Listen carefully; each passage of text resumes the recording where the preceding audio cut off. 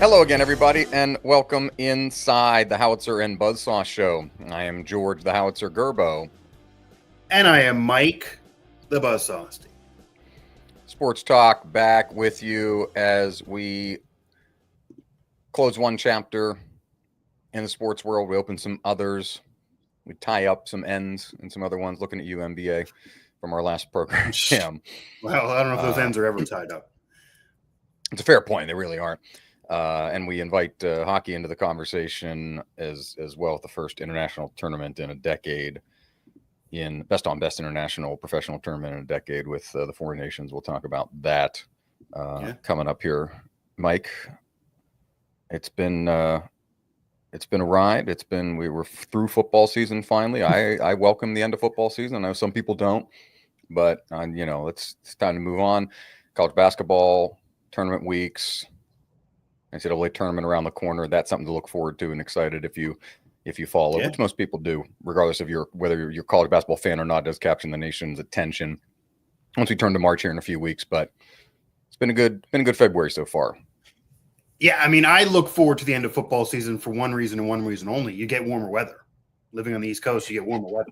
So, yeah, there was a little bit of a burnout factor, a very, very long NFL season, as they are these days, and the NFL calendar never sleeps. But I was fine to finally end it. And if you really want to watch football, there's still professional football that's going to happen in the spring, or whatever you think of that. And already getting into a mindset of not only just college basketball, but if you care about football too, you got some college football spring periods about to pop up. Yeah, spring ball. West Virginia that I cover is actually starting up earlier than normal. They're going to have their spring game earlier than normal, and they're going to have a longer break than normal. So hopefully that means a break for the media. So I'm going to require everybody to just, during that break that Rich Rod's saying, we're going to have a longer break and take some time, chill and do that.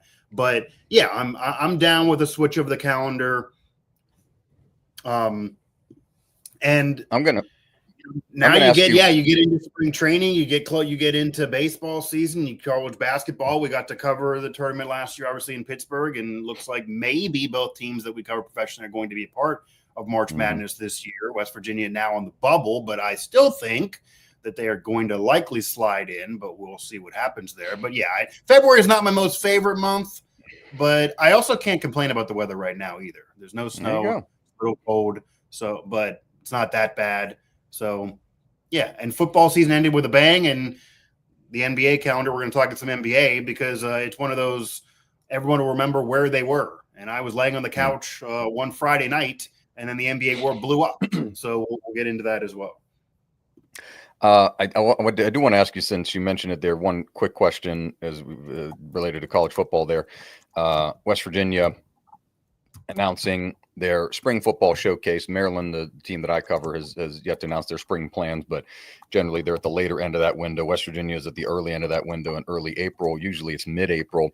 But I think there's maybe a buried lead that people may be missing, or I could be reading too much into it, that, the annual Gold Blue game, as it's been known in the past, Gold Blue Spring Showcase, I think, and you can tell me if I'm off base here, that maybe Rod is looking in the model of what Coach Rule at Lincoln in Nebraska said, where Nebraska doesn't even want to potentially have a spring game because he's afraid of other people noticing how good his players are and trying to poach them. My hunch is that specifically calling it a spring showcase may mean that we see a lot of drills and a lot of talent on display, but it might not be a legitimate whole-on team versus team exhibition game like we've gotten in the past. That's just I have no obviously basis for that, but that's my inkling, is that maybe there's a little bit of a retooling in effect for what West Virginia and other spring games across the country are going to look like. Yeah, and here's my response to that. This is the first year it's called the Showcase. It was even called a game last year. That could very well be the case. However, for anyone who's been to a recent WVU spring game, a Gold Blue game, or Gold Blue Showcase as it's now called, that's been what it is. What you're describing is literally what it was last year. They played a game, but they did drills. They got points for drills. It was a lot more pageantry with McAfee and Pat White, who's now part of the staff officially. Honorary coaches. They were there coaching. So, Could it be less of a game argue, if they want to argue and it's being reported and all of that, if they want to do that and say that that's now the turn, as someone who covered it last year and in prior years, I'm going to say they already have been doing it, and it's a mirage of reporting now, because they that's what it was last year. It's really what it was last year. And the same mentality that you're saying Matt Rule has, Neil Brown had that. Neil Brown had that mentality. So if Rich Rod has the mentality now, that's not even a new mentality there. So it might be true, and maybe that's what they should do. And, you know, there's been arguments, actually, as some coaches brought up, and I don't want to make this a full-on spring game commentary. You can find podcast and Mountaineer your best 2 minutes on spring game. Yeah, but that's probably what it is. But there's even some that have brought up maybe do closed scrimmages against close schools. So maybe you would do, I don't know, West Virginia and Pitt would play a closed scrimmage. But where you don't, you do the spring game of just a showcase. Maybe you do a closed scrimmage of just close schools that are close to you regionally. That's been brought up. Brown actually talked about that a lot. But yeah, showcase may mean more of that. It's going to be April 5th. That's earlier than it's been. So the main point here is everything in the calendar for West Virginia is moving up to where recent years it was moving more towards the summer. Yes. This mean more recruiting. It could be more of a break. I do know that Rich Rod, even in his intro presser, kind of complained that in his whole, prior in his life, December, he was his off period with his family. You don't get that now. They got in 30 transfers then. So maybe he wants to have kind of maybe off. They would have some room to legitimately go on vacation by being done with the spring game in April 5th. That's to say that they don't just lose half the roster and have to bring in half the roster, because there's a spring portal then too. And if you don't love Hard Edge, you're going to bounce. And I would fully expect that roster to change in April 5th. And, gives him flexibility to look, and that staff to look, if they sense a player's going to leave or they want to move on from a player. And that's both of those two things are what other options available. Yeah, both of those two things are going to happen, not only at West Virginia, but everywhere in the country. That's why you have the spring portal. It's definitely going to happen at WVU, but everywhere. But you get into that, you get the NFL draft season, you get the combine. I'm going to be trying to cover that actually again, as I've been doing every year, and also, somehow work in West Virginia's spring session. But you get college basketball as we get close to March Madness. You get it all here, but the NFL and NBA are still king, which is why they're going to be headlining this Howitzer and Buzzsaw show. Yes. A reminder that you can find us wherever you get your podcast. Just search Howitzer in your favorite podcast app, Apple, YouTube, TuneIn, Spotify, and more. And also a shout out, as always, to B-Hyphen, whose music you hear right here each and every time on the HBS. Check out hyphenuniverse.com, his new Substack, B-Hyphen on Substack, and Hyphen Podcast Group online and on social, a podcast collective that we are happy and proud to be part of. Yeah, you get to hear all of Kellen's tunes here on the Howitzer and Buzzsaw show, including the intro music there of Kellen's old school theme of Champion. And if you can't find us, you're just not trying hard enough, but we are available everywhere you get your podcasts. Also, of course, on social at MikeOstie11, at Gerbo3, at Howitzer Buzzsaw, or at Howitzer Buzzsaw for the show handle everywhere on social. And this may feel like a boring period to you, the fan, but there's a lot going on right now. There's a lot going on. And this is where the rumor mill churns. So this is almost where the news gets more asinine than ever before. This is where you get that NFL asinine news. What are teams going to do, but kind of before the combine, and then you get still into speculation about the tournament season and what teams are legit in the NBA and your post-trade deadline now. So your BS meter got to be high. This is where the asinine news runs wild, and that's a favorite here in the Howitzer and Buzzsaw show. And we, Genesis Invitational this weekend in golf season ramping up for those of you. I would love to get back out and get around in here, but again, the last too wet, too cold. But hopefully that's changing here by the time we get to March. So I'm a little nervous that what's going to be happening in my personal life in the summer would be rough to try to go. I didn't get enough out there last summer compared to years past, so we'll see. I definitely want to be out there, but we will work on it. We will see. We will see. Super Bowl 59, New Orleans, celebration of the game and football season as it comes to a full head. Philadelphia champions for the second time in franchise history, 40-22 winners over Kansas City. In a result that was surprising to many, if not most people, but if you were paying attention, it shouldn't have been surprising.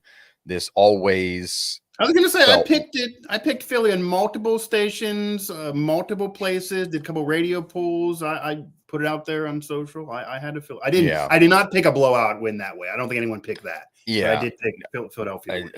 I privately, to plenty of Eagles, inordinate number of Eagles fans that go to my church, and but I love them all.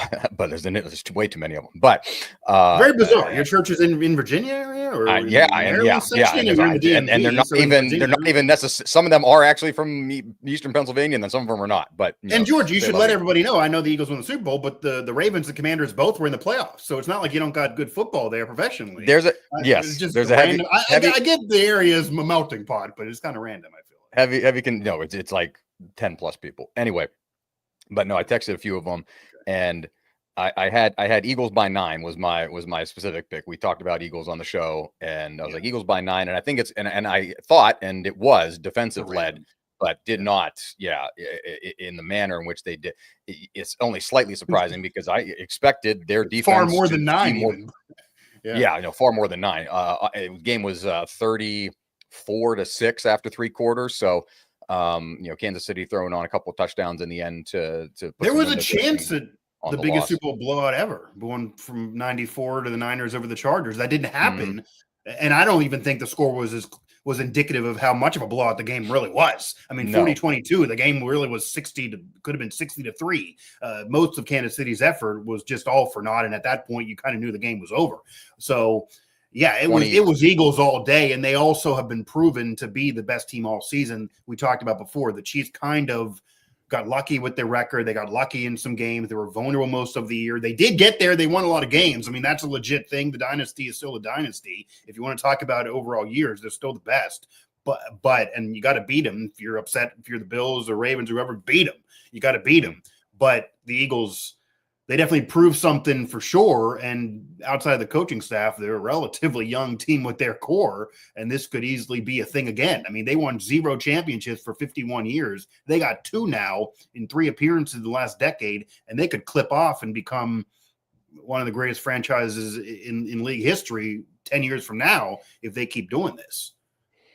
The Eagles hold Kansas City in the first half to 23 yards of offense. That's the fewest since Super Bowl 20, which featured the Bears defense, the vaunted monsters of the Midway against New England. Kansas City did not get past midfield in the first half. It was not just defense. It was a thorough beatdown, featured a defensive touchdown. Cooper DeJean returning a pick 6 for a touchdown. Zach Bond with an interception inside the red zone, inside his own red zone when Kansas City was backed up to the goal line. Just a thorough dominating fashion. Philadelphia won, and so as we play it forward, Mike, Jalen Hurts gets the MVP. There was no real strong argument. Collectively, Eagles defense is what I would love to have seen. The Eagles defense collectively basically won that game, unless you want to go Cooper DeJean just for the score. And so it ends up with on the quarterback and perfectly fine in this day and age, but the way they've drafted, the way they've developed players, the people they brought in this year, Philadelphia, CJ Gardner-Johnson, who was in Detroit before he comes in. They draft DeJean, who is somebody who watched him play against Maryland a couple of times in the Big Ten. Like, you knew the guy was good, kind of a guy I wanted to see land with the Packers, honestly, because Green Bay was picking in and around that lower first round thing, and Philadelphia gets him. Zach Bond's another guy they brought in. Howie Roseman and the moves they made, the personnel moves are really the highlight there. They've drafted better than anybody for 5 years at minimum, at least, with all the even after they won their prior Super Bowl 7-8 years ago when they had the quarterback situation. Half of Georgia's back-to-back national champion defense.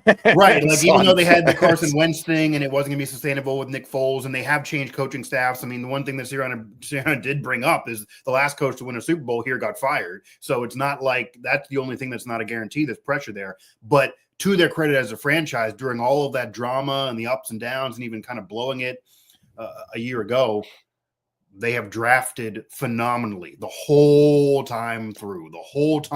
They have drafted phenomenally, and that's how they're in this situation. And they did sprinkle in Saquon Barkley, which we got to mention. They had the top free agent acquisition as well, and he had arguably the greatest running back season of all time. Certainly one of them. He ends up with the total yards record over Terrell Davis. Didn't get Eric Dickerson's, but literally only because he didn't play that last game. I wish he would have, and then it would be officially the best.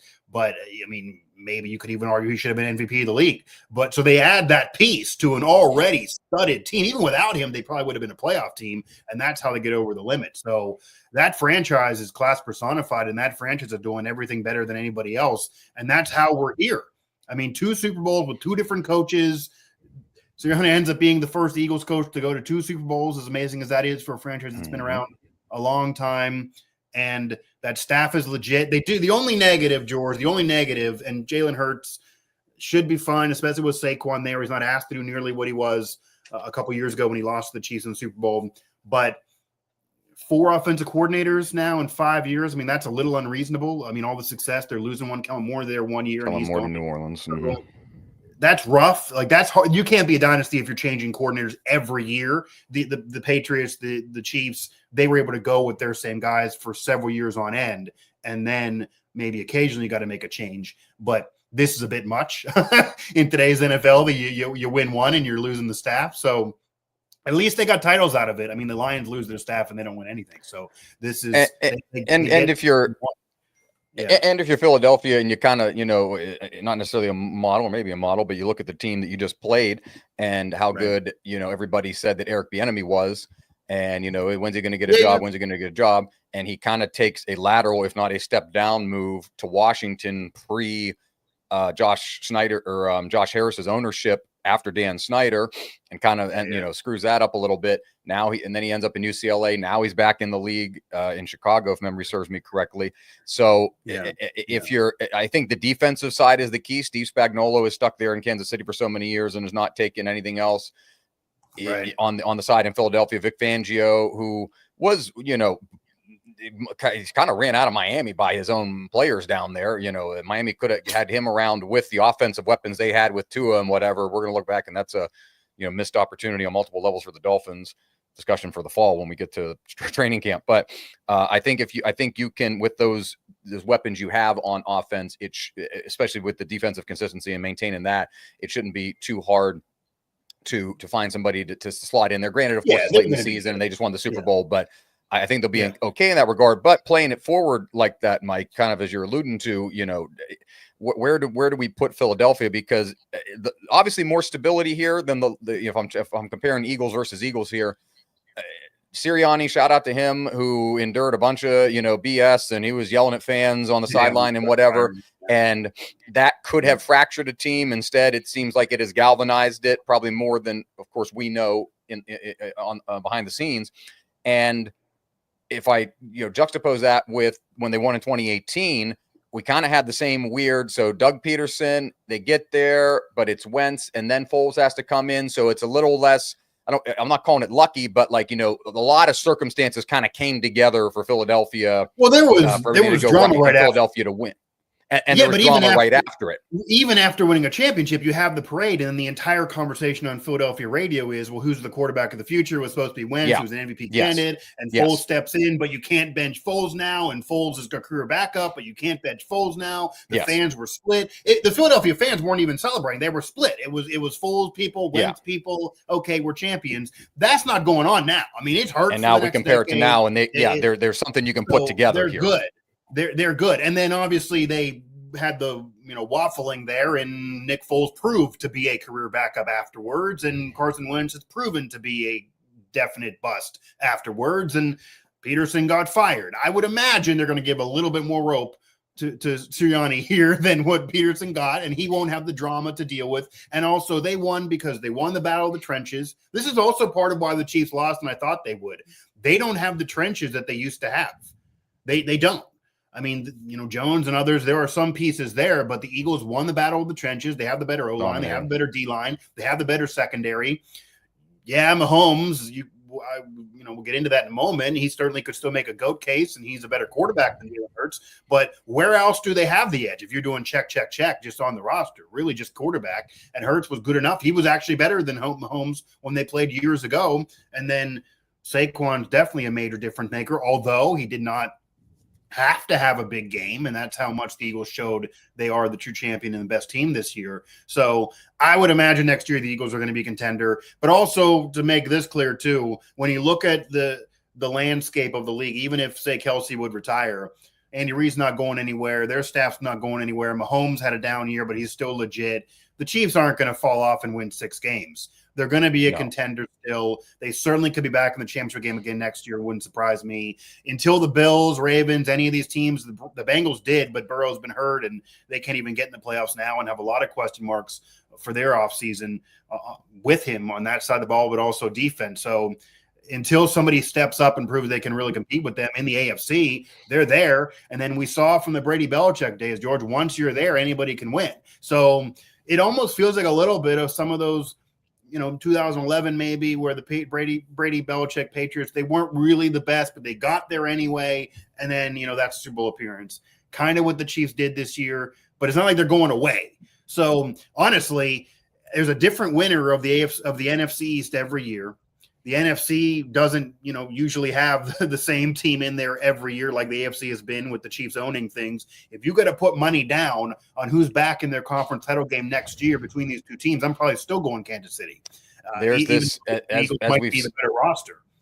As we've seen, like the last 2 or 3 seasons now, you've got this AFC echelon that nobody is really. Kansas City has the grip on the ultimate prize of getting to a Super Bowl and winning it, and then right behind them are Buffalo and Baltimore, and nothing's really changing there. And then there's we thought Cincinnati would join that class, but they obviously took a major step back, even though they had a late run at the end of last season that was admirable. But you can't lose 5 games in the first month and a half. Yeah, they got to a Super Bowl recently, but they got to keep a lot of players in that roster, and they got to put a lot of money out there. And and the next and staying on the AFC side, if I go within, we'll go within the West within that division.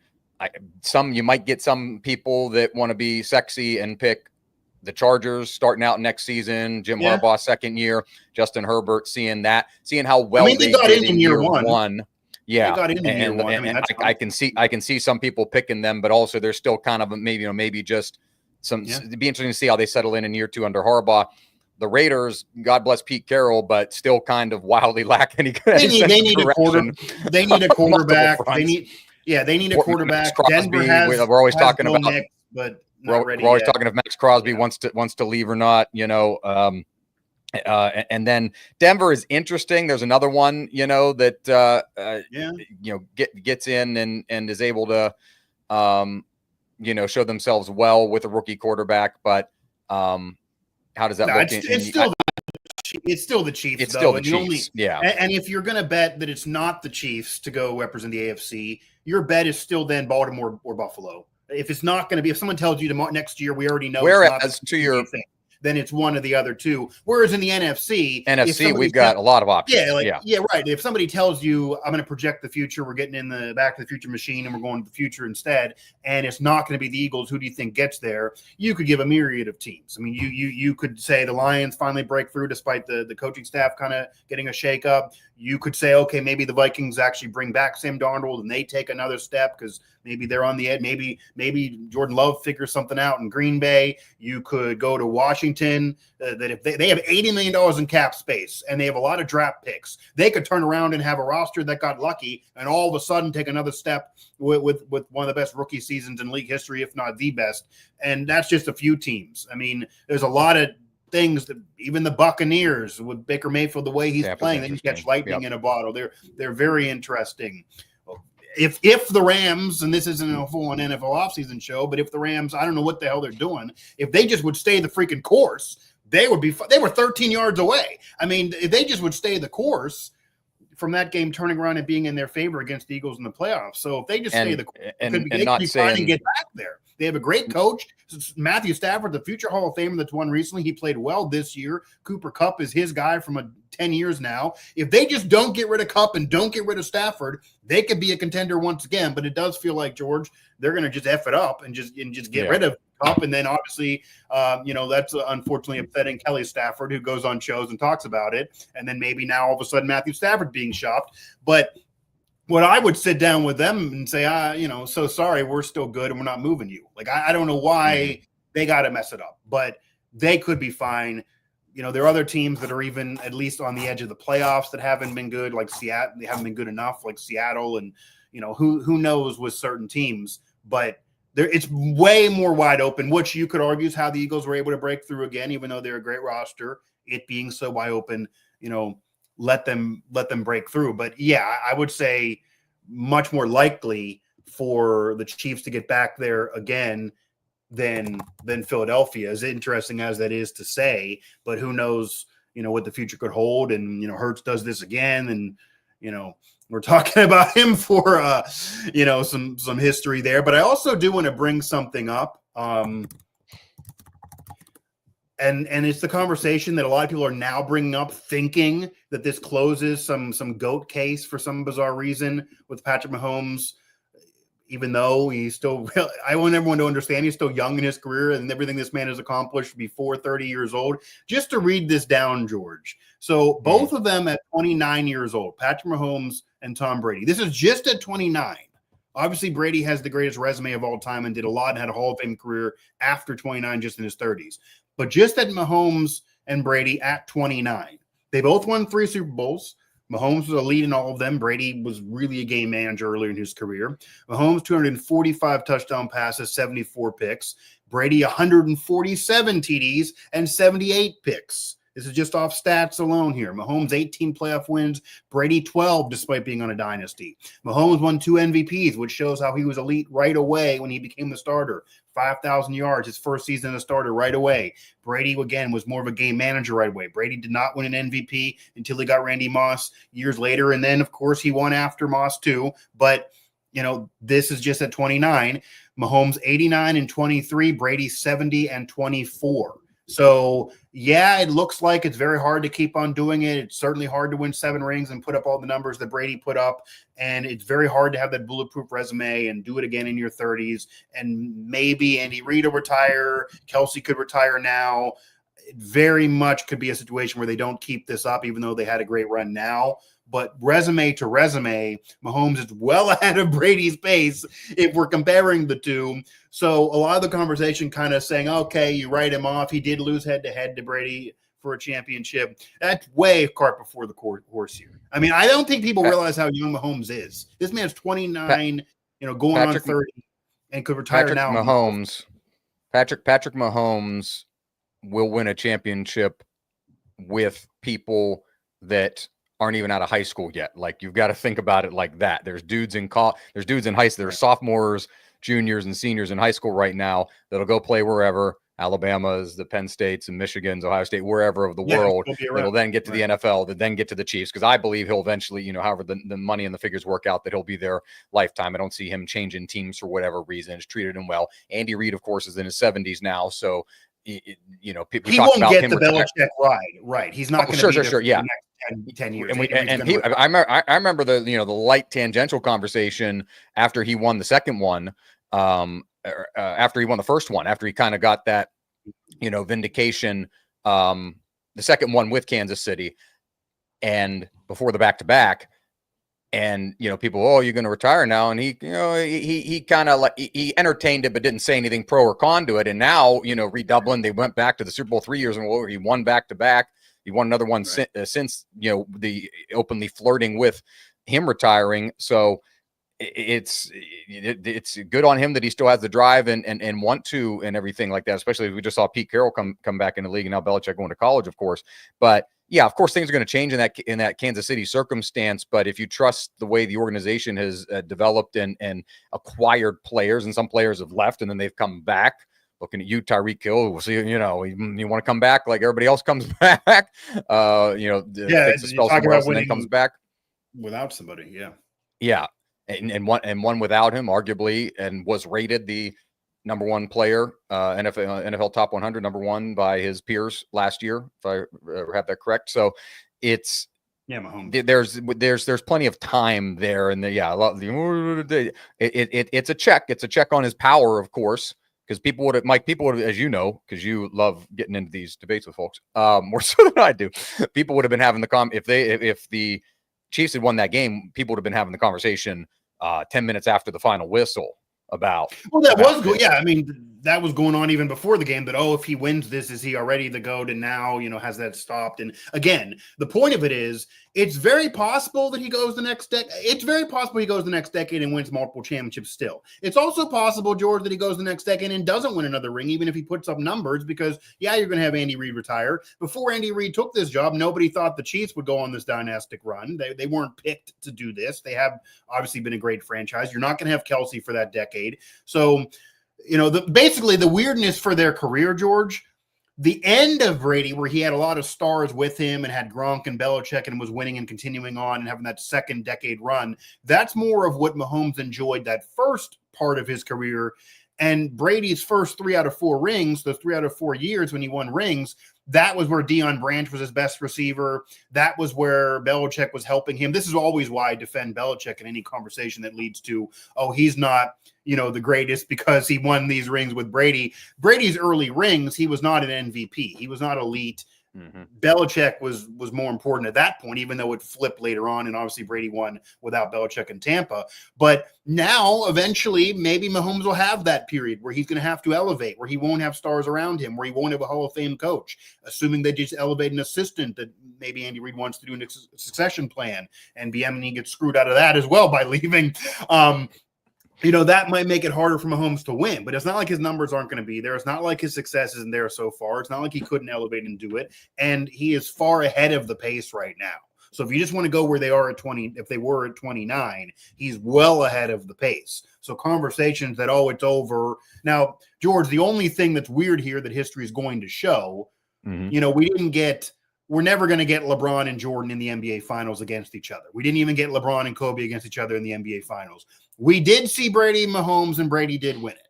Now, Brady had a better roster. That's say what you want about quarterbacks wins against each other because they're obviously playing defenses, not each other.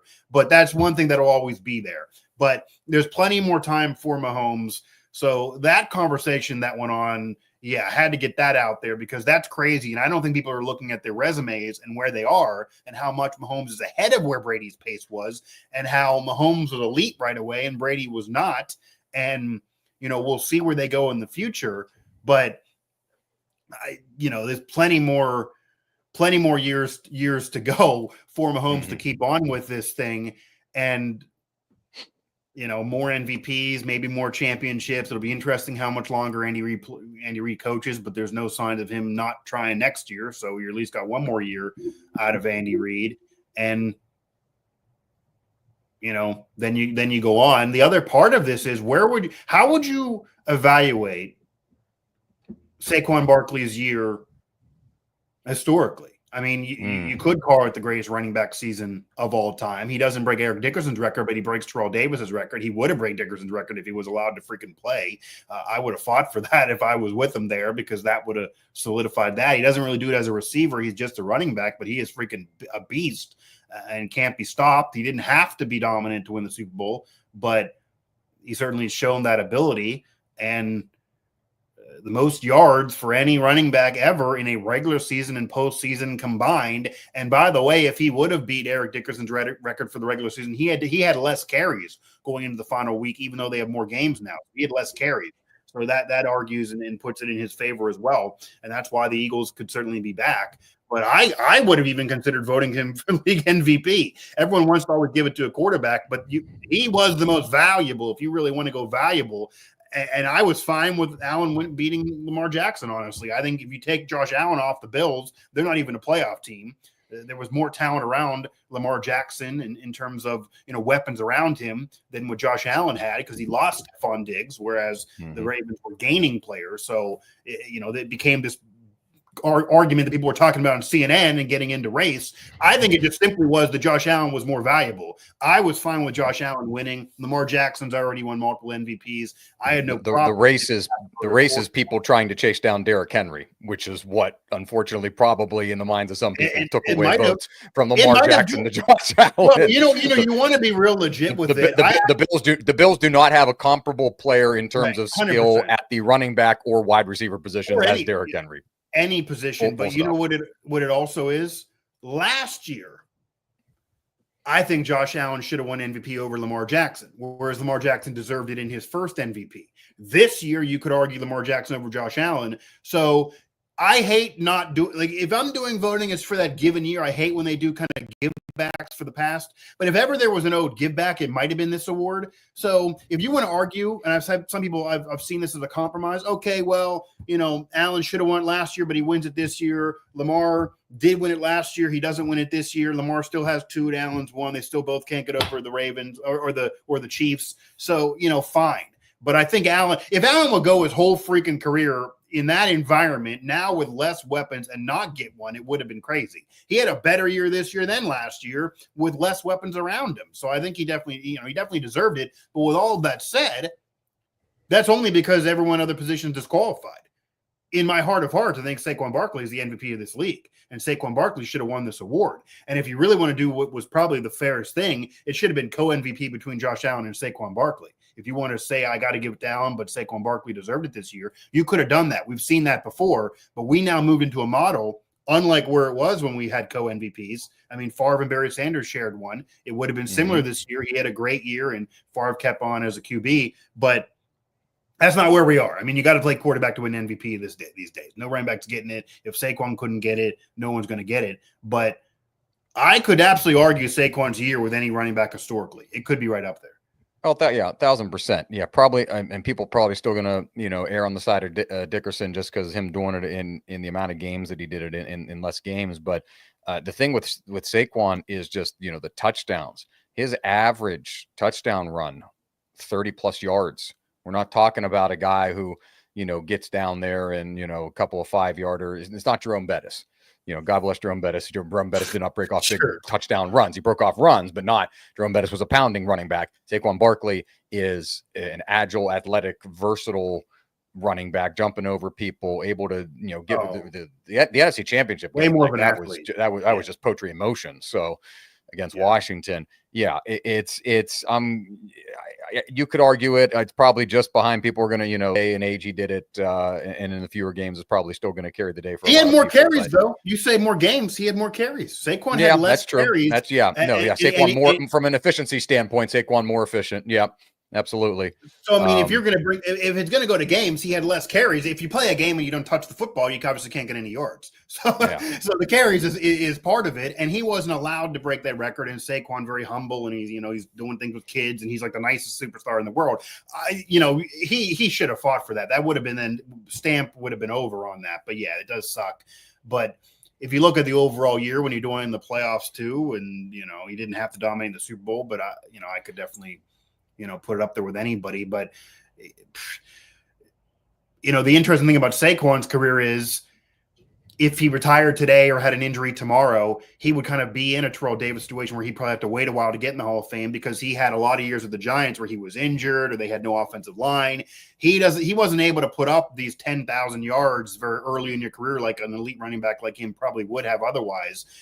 This is the first time we really got to see him be the beast mode that outside of his rookie year when he was elite, but he only has 2 or 3 elite seasons of his whole career because he was dealing with such, BS with the Giants around him. So you put him with Philadelphia for the last, 6 years, it might be a little different story on what his overall numbers are, but he should certainly get there now and has this great season to back him. But yeah, these two teams could easily be back again. I mean, I don't know if we need to see this a third time. I think I would agree with everybody. That'd be a little annoying if we do get it a third time. But the numbers are record setting. So everybody who said they weren't going to watch, they must have tuned in. I don't know. Somebody watched because the numbers were off the charts and record setting once again. But yeah, Saquon, I would have had no problem if he even won league MVP. I would have had no problem with it. Would have had no problem if he won league MVP. But that wasn't going to happen. Quarterbacks are always going to win, and you're getting down or Lamar. But I would have no problem if Saquon won league MVP. Same. Yeah, as we talked about leading up to it a little bit too. Speaking of MVPs,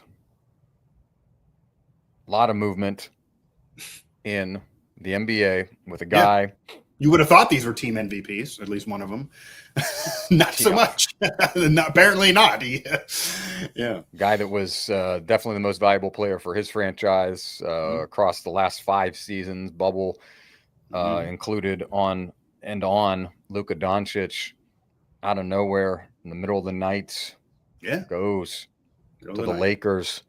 Mike Osti once again now has reason to watch the Los Angeles Lakers late at night on a Tuesday or Thursday. I mean, that was a couple years ago. I'm not following as he likes to do. No, you're back now. You got to be back watching the Lakers late night. Osti tweets about the Lakers.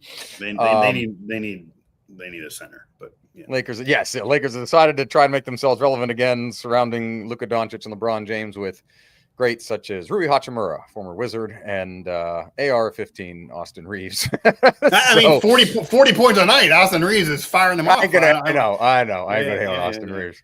Yeah, I mean, but it's so it's interesting. It rejuvenates. I obviously completely wildly understand from Los Angeles one of the most shocking trades in sports history. I mean, I don't even know. I mean, in terms of all NBA players going back and forth. What's another example where you're sitting there on the couch and you're actually blown away by some news in sports? Everything we just figure and nothing surprises me anymore. Well, and this surprised everybody. It's the Brian Windhorst didn't guess this. Neither did Sean. It's the duality.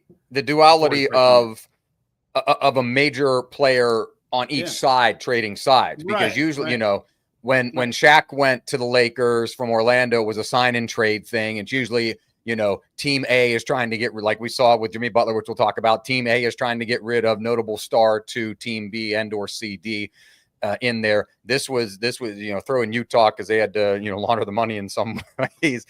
Well, they actually, you see what Danny Ainge said? He didn't know that it was to help the Lakers. I pulled the wool over Danny Ainge. We're going to be part of a thing. Come on, Danny. Nobody should. Oh God, you want that would have been great if he got tipped off, because he wouldn't have done it involving the Lakers. He doesn't want to trade with the Lakers ever again. So that would have been hilarious if somehow he screwed that up. But yeah, that's how they had to keep it close to the vest. Shams broke the news, but Shams admitted the day before he wasn't even as aware. Like they kept it from Shams and Windhorst and everybody. I mean, George, I almost feel like there was some text flied from some NBA insiders saying, "Hey, my whole job is to know things, and you didn't let me know this." I can't imagine they were able to keep that so close to the vest. Everything in the NBA gets leaked. Everything in the NBA gets leaked. Well before we know anything, it gets leaked. That did not get leaked. That's almost as big of a deal as Anthony Davis for Luka Doncic, who are both Hall of Fame players. It did not get leaked. It did not get leaked. And everyone thought that Shams got hacked, but then the news came out from the franchises an hour later. They were ready to go. This wasn't even like he was tipping you off days in advance like that job normally tells him to do, like he normally does. And he's great at being an insider, but damn, I mean, nobody knew. LeBron James claims he didn't know. Some don't believe him, but he claims he didn't know. He's living and dying on that comment. He claims he didn't know. He claims he learned at dinner. He claims that he totally was not aware. Luka Doncic claims that he didn't know. And not only George, do you get, which is why we can even still talk about it now. Not only do you get the trade of being this magnitude, but the Dallas Mavericks, because if I'm the Lakers, it's a great deal. I get Anthony Davis is a great player that helped you, but this is better for your future. This is better for post LeBron. This is, you weren't going to win a title this year with Anthony Davis, Luka, or whoever. I mean, Michael Jordan reincarnate was not winning this championship this year in all reality. This helps you as a global brand, etc. I mean, having Luka there is way better for the Lakers long term. But for the Mavericks, you have the younger superstar. You were just in the freaking NBA Finals with him. I get his conditioning's never been up to snuff. I mean, he's like the dad bod out there that's leading you the way. But George, he had a dad bod and has one of the greatest scoring averages in postseason history with 30-plus a game, led you to the NBA Finals. You lost to a team with more stars in Boston. Him and Kyrie were finally gelling. Kyrie came out and said they became close friends. He didn't want this either. I mean, and then you get the reports of this being about conditioning, and he wasn't committed. He didn't fit into the culture. The damn new owner, not Mark Cuban, is out there speaking against Luka. They're trying to sully his name, George. I mean, not only are they trading the man, they're sullying the name. And then George, what also is not getting discussed enough, you know, if you really want to get down and funky and get nerdy with it, they screwed him out of the Supermax. They cost him $100+ million because whatever he can sign now with the Lakers for an extension that I'm sure he's going to sign, it can't be just off the rules. It cannot be what he was going to get with 350 plus with the Mavericks. So he lost a lot of money. And George, usually in the NBA, you either get a Jimmy Butler scenario where the star is causing drama and clearly wants out and everybody knows it. It's getting reported on. They're trying to figure something out and eventually the star gets their way. That's how it always works. Or you get a scenario that you mentioned with Shaq back in the day, or we've seen this, you know, Carmelo Anthony with Denver, whoever. The star is saying, okay, I went out. I'm not going to screw you. Like, say, LeBron just leaves with the decision. You don't get anything out of it in Cleveland. I'm going to let you know I'm not going to resign here, make something happen. We've seen that over the years. Paul George did it with Indiana, told them I'm not going to resign, get something for me, and they do something a year in advance. That can happen as well. And then everyone knows. But we're now getting into an NBA. Even Kevin Durant almost got traded, and he says he didn't know about it and got blown away as well, which is a conversation for the day. But it's almost like NBA owners are waking up now saying, yeah, it was a players run league for a while, but they didn't even tip off Luka. Like, you would think a normal NBA practice, George, you would have somebody tell Luka's agent, you talk and say, okay, we want to do this. We'll work with you out of respect for you to get you to where you want to be, etc. No, they don't even tell the man. They don't even. I mean, Nico they're Harrison dealing in the dark, man. Yeah, disrespecting. So, you know, more power to you. You know, this clearly isn't even just Nico. This is ownership on down. But George, I guess, what does this do to the Mavericks franchise, though? Because as we're speaking, Anthony Davis is going to be out for 2 weeks. The Lakers can worry about their future and not have the pressure of now. Mike. Like clockwork. Yeah, right. Yeah, after a dominant first half, too, in his debut. Oh, my ab. Oh, there we go again. But, I guess the question is, because this is what people are talking about. Obviously, this has a chance, and I'm not even exaggerating here. This has a chance to go down as a Babe Ruth-like deal. I mean, this has a chance to be the NBA's Babe Ruth deal, where the Red Sox still, despite winning championships left and right of our generation, they've never and will never live that down. The curse of the Bambino, the 86 years, that trade, there's a whole thing in the Hall of Fame about it. That lives in infamy because of who Babe Ruth became and what they got for him. Now, this is different, as we said. It's not just money or a dump or a divorce. They are getting an All-NBA player back, and Anthony Davis is going to the Hall of Fame. But if he can't help you and he's hurt and he's 6 years older than Luka, if the Mavericks do not win a championship, a literal championship, because Luka took it to the finals, so a literal championship in the next 2 to 3 years, forget what the Lakers do, and they have a longer window. Then Nico's gone. This is going to live in infamy. Mark Cuban's going to regret selling the damn majority stake that he's kind of already said he wouldn't have done this himself. This ownership is going to look horrible because they're coming off of Cuban's success, and now they're doing this crap. And then they're, if they don't end up winning like Cuban did, this has a chance to be that. So what is the reality for the Mavericks? What's the pressure like there? And is it really championship or bust of this next 2 to 3 years, or this goes down as a Babe Ruth-like trade? I mean, I think that's the serious reality for the Mavericks here, which is why I would not have freaking done it. Even if you think he's fat and out of shape, he just went to the finals. I wouldn't have done this. This risks you being the Babe Ruth trade of the NBA. Yeah, part of me thinks that the out of shape narrative is, meant to kind of throw up a smoke screen and whatever, just to for Dallas to. I mean, he doesn't have a six pack, but yes, it's that as well. But, and maybe apples to apples maybe isn't an apples to apples comparison, but Nikola Jokic isn't the perfect model of health either, and and has the ridiculous skill set just like Luka does. Well, what if Luka won a chance? What if they beat the Celtics and then he was in this exact same conditioning? Would then they have moved him then because they didn't think he fit into the culture? I mean, I doubt it. Getting to the finals is still a big deal, but they didn't win. Imagine if they would have won a title, because that's the year they're coming off of. getting to the finals. It's strange because there are some you could light argument could be made in the immediacy on paper with everybody healthy that Dallas in theory could have gotten better if I'm This looking year, at it. if everyone healthy, yeah. But to your Not point, long Mike, term though. is Not long we're term. the core of my roster, the main three people on my roster are older and old, or Anthony Davis, or Kyrie Irving, and Klay Thompson. And so you had Daniel Gafford's there, but Gafford with a guy like with a guy like Luka is like, okay, we start building around Daniel Gafford, ridiculous shooting percentage. That's kind of where we build. And then the older guys like Klay Thompson, who's near the end of his career, Kyrie presumably isn't long for basketball. You never know with Kyrie, but Klay Thompson's obviously near to the end of his career within the next few seasons. And instead, now I'm looking at, like you said, a Dallas team that like isn't world beaters right now, even though they were in the finals last year. And if it's not this year or next year, then 2027 doesn't look like these guys. These three people aren't hanging around. Like, it's just not. You're going to be dealing them. So I think that's where we will find out when. I don't know, but we'll down the line. It's something with this. I think the pressure's on more now, though. If they had Luka there and they were an 8 seed, and they'll be disappointing. It would be still a disappointing year. Sure. However, they were just in the finals. Luka's only 25. The fans could sit there and say, okay, we got one finals. He's 25 years old. We're in the Western Conference Finals a couple years ago. Yes, we should not ever be an 8 seed with this crew. I totally get it. It would still be disappointing. But you wouldn't be freaking out and calling death threats in and having protests outside the arena. The issue is now that if you barely get in with Anthony Davis is 6 years older and everyone's hurt, as you're saying, the window is much shorter now. So the pressure is to win now. And if you don't, you're toast for history. Which is why I don't think the deal was purely made for basketball reasons. They wouldn't have gotten away with trading Luka.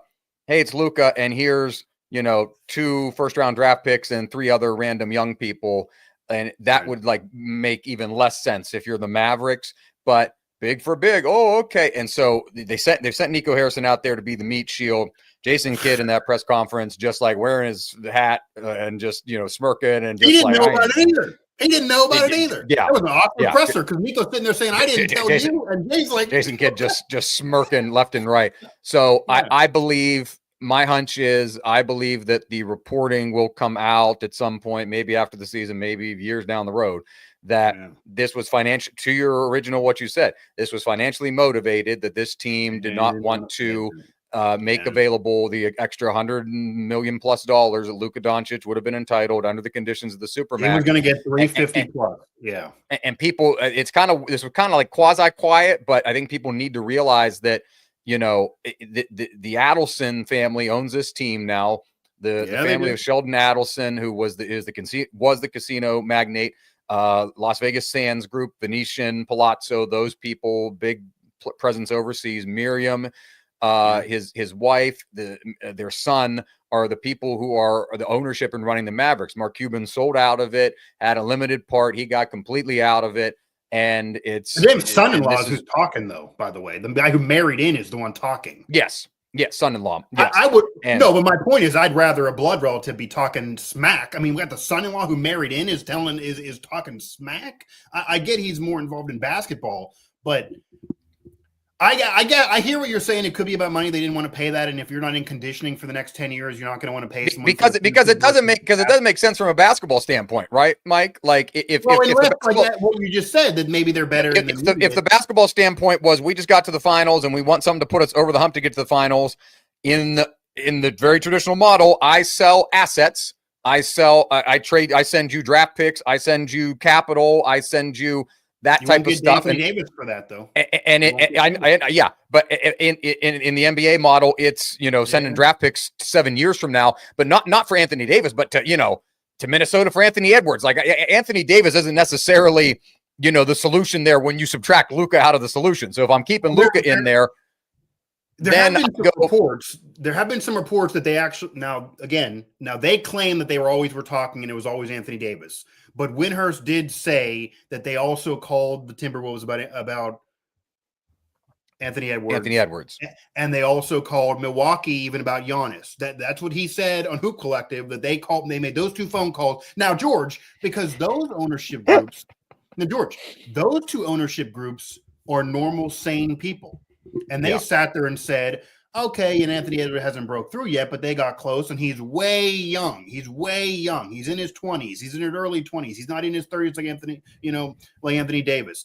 And then the Bucks said, oh, we already won a title with Giannis. It's not really working out right now, but, we already won a title. Even if he doesn't resign here, we already won. We're not going to do it. They basically told, Nico and Yadaman family, you guys are out of your effing mind. We're obviously not going to do this deal. It'd be cool for Howitzer and Bust show, but we're not going to do this deal. So that didn't go anywhere. But there are reports that off of what you're saying for younger to younger, that they did try that. But what I guess also depends on what you're saying, this is about more than basketball. You know what this screams to me? They tried to do a more even trade in ages, and they couldn't get that done. So they got it almost feels like they sat down with themselves and said, we hate Luka. We got to do this. We're not willing to pay him way more and deal with him for the next decade. So what is the best result of a current player, not just draft picks for now? And it might be an older player in Anthony Davis because they already have LeBron there, and then they need a future guy in Luka. We'll take advantage of them needing someone post LeBron. These other teams won't give us Edwards. They won't give us Giannis. So this is the best we can do, and we're going to sell this. It did not feel like they say they always want Anthony Davis, but I don't believe it. If they were making those other calls, and you got to trust Windhurst reporting in the NBA, then I am tempted to believe they're falling back on Anthony Davis, and they just freaking wanted out of the Luka business, which then makes you go again and say, the annoying thing here is too, I get that it's their team and they got the money, and you maybe don't want to deal with him for next decade if he's not in shape.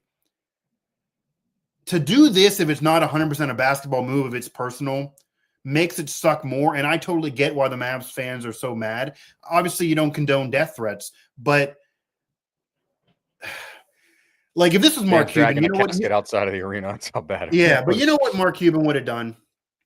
If this is Mark Cuban, or if this is Pat Riley, if this is any ownership group or executive or general manager, anybody that's won before that is of a sound mind, I think if this is even the Buss family in LA and they benefited from this, and they had a superstar that just took them to the finals, but he was getting out of shape, and they were upset with him, and maybe there was a personal clash, I'm sure Mark Cuban would have sat down with Luka over beers privately away from the media and said, we obviously want to have you around, my guy. How can we, correct this? Can you do this, this, and this? I don't think he would have just been like, nope, you're not going to get on the treadmill. You don't want to come in here early. So, yeah, we went to the finals. You're 25. So, you know what we're going to do? We're going to have a 2-week conversation. We're going to do it under the radar. We're going to sully your name. We're going to treat you like crap. And then we're going to go ahead and do this. I just don't think Mark Cuban would have done business this way. And I'll tell you one thing I know he wouldn't do, which is what rubs me the wrong way. If you want to make a move for basketball reasons or even personal reasons, and you own the team and you don't want to pay $150, keep the dude in the dark about it. Well, no. I could even hear that, because if they didn't keep him in the dark, then and I know Shams would have reported, Windhurst would have reported, and they wouldn't have been able to probably do this. It might not have worked. One of these teams would have. LeBron would hearing about this for 2 weeks. He would have told the Lakers, don't do it. He would have tried to mess it up. Maybe they had to do it under the radar.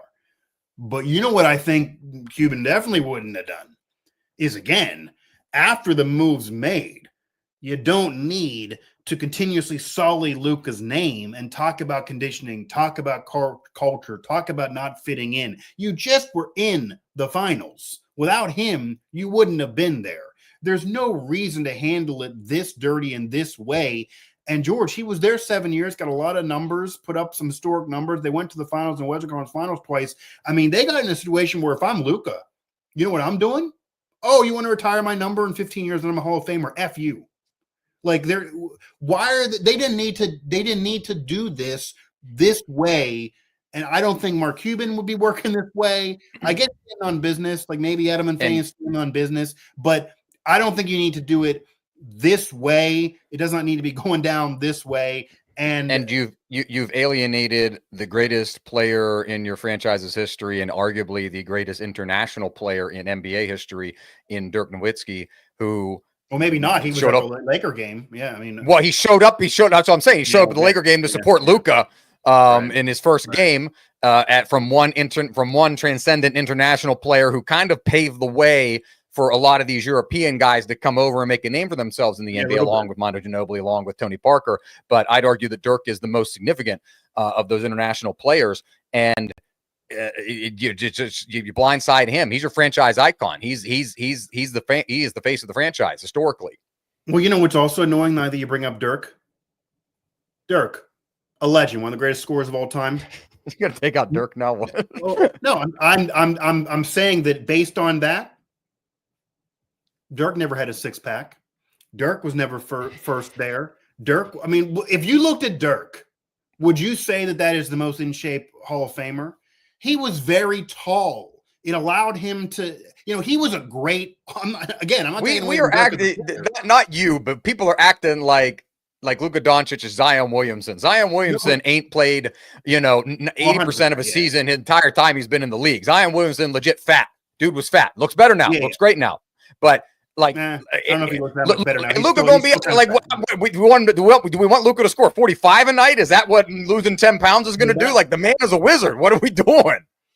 So that's exactly where I'm going. That Dirk had lost the finals early in his career. Dirk was kind of skinny fat, even though he was very tall, but he was a great basketball player. He was a revolutionary basketball player. He was a scorer. He's not in the conditioning. He was never in the conditioning, George, of a Kobe Bryant, of a LeBron James. If you look body to body, Dirk and LeBron, Dirk didn't look like LeBron ever. But there's more than one way to skin a cat, man. And look at the Joker. If the guy does not look with a, like LeBron doesn't have a six-pack, but yet is scoring 30 a night, and you're going to the finals, and Joker's a two-time MVP and won a championship, etc. You don't need to worry about what they look like. Just keep on enjoying the success. Dirk is a legit Hall of Famer, one of the top 25 players of all time, probably, certainly top 50, was a top 75 factually, off what the NBA put out. Yeah, he was on that. So,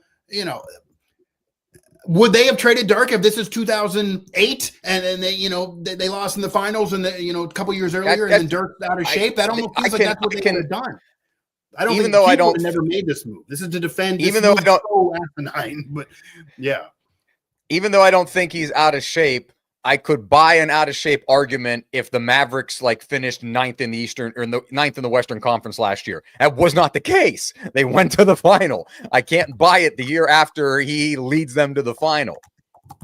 Right. That's what I'm saying. Yeah, if they were underachieving, that's one thing, but they were just in the finals. They were winning.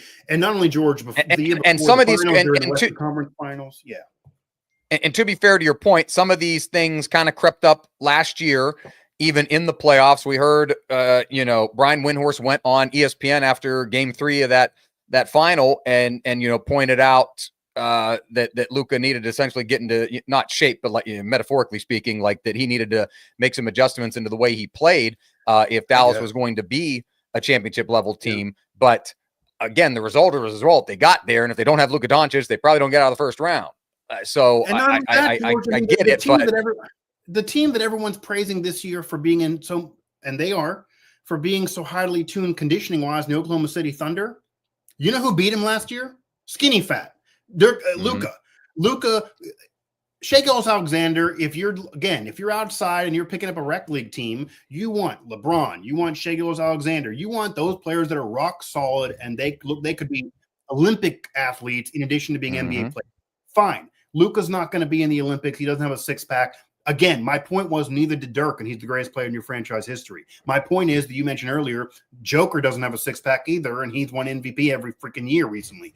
If the success is there, again, I could see if you're in last place and Luka's scoring 30 a night, but he's not in shape, maybe you sit him down and say, look, we don't have, we're not winning. You got to get in better shape. We need to have you in better shape to pay you more money, etc. But you were winning. That's what I think, annoys the fans so much, obviously. And I get you maybe don't want to invest into the future just for the past, but he's only 25. If Luka was 35, I could hear that. I could hear if he's 35 and you don't want to pay more and you're in the finals and he's out of shape. He's 25 freaking years old. And to your earlier point, if I'm concerned about that. Cool. if I'm concerned about that as an organization, a good, well-run organization communicates that to him in the offseason. Like, hey, when you go back to Slovenia, you know, a little less Savapi, a little less beer. I think that's been communicated. It sounds like from reporting that there was he was aware they thought he was not in shape. So I don't know if that's okay. I don't think he ever thought he would get traded, but it doesn't sound like, from even what local media have said, if you don't want to just cling on Windhurst, obviously, just local Dallas media, George, it does sound like that he was aware that they didn't think he was in shape, and that part of the culture situation, which is kind of what they're alluding to, is our star player was aware he wasn't in shape. Our star player was aware that we didn't like it. Our star player knows that we want a culture where the top player comes in early. And Lucas said, I don't care. We went to the finals. I scored 30 a game. I'm staying here in Slovenia in the offseason. I'm not, I'm doing the Olympic thing. I'm going to play my way into shape there. If that doesn't work, then I'm just going to be out of shape. I'm not coming, he didn't come in first into the gym. He's not a gym rat. But, people bringing up Shaq, you brought up Shaq, having been moved a bunch in his career. Shaq was out of shape most of his career. You know why Shaq was a legend? Because he was dominant, bigger than everybody else, for crying out loud. And he even admitted he got in shape while he played the season. He got in shape playing the games. So maybe Luka wanted to get in shape while playing the games. Joker's talked about that too. Sometimes big men, they get in shape during the season while they're playing the games. And apparently, clearly, the Adelman family is not down with that. You don't get into shape playing games. They want you to walk. They want you to be Kobe Bryant, where if they have practice at 6 a.m., you're there at 5. That's not what Luka does. It practice at 6. Luka's there at 6:02. They want you there at 5. But George, we live in a world here, and I think this is more where Cuban would have been, and this is what most people would have been, and why they were so shocked. That yes, if your star player, you'd like, George, ideally your star player that you're paying the most would set that example. But you know what I would say to anyone on the team that is like, oh, how come you're mad at me for being here at 6:01 when Luka's here at 6:02? You know what I would say? Well, he averages 30 a game, So how many points you averaging? Oh, not 30. Okay. Well, he's, that's how sports normally works. Like, he's the best player. He's carrying us there. We're just in the finals. We need to do whatever we can to make this work while he's 25. We need to do whatever we can to make this work. But we talked about in the last show with Pat Riley being stubborn and, saying that, put up or shut up. Maybe this is like old school, Pat Riley, like, we're not changing our culture for anybody, including Luka.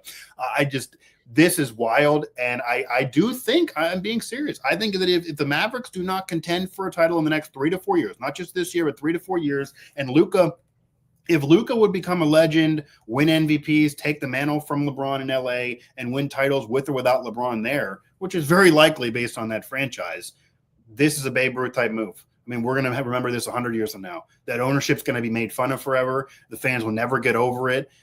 Obviously, the Mavericks certainly can win again. I'm not saying it'll be 86 years, but I think this will be remembered. I think this is just unnecessary risk that you're putting on yourself.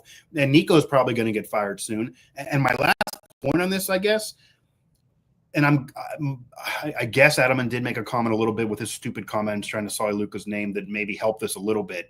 But you know what I think needs to happen here? Mm-hmm.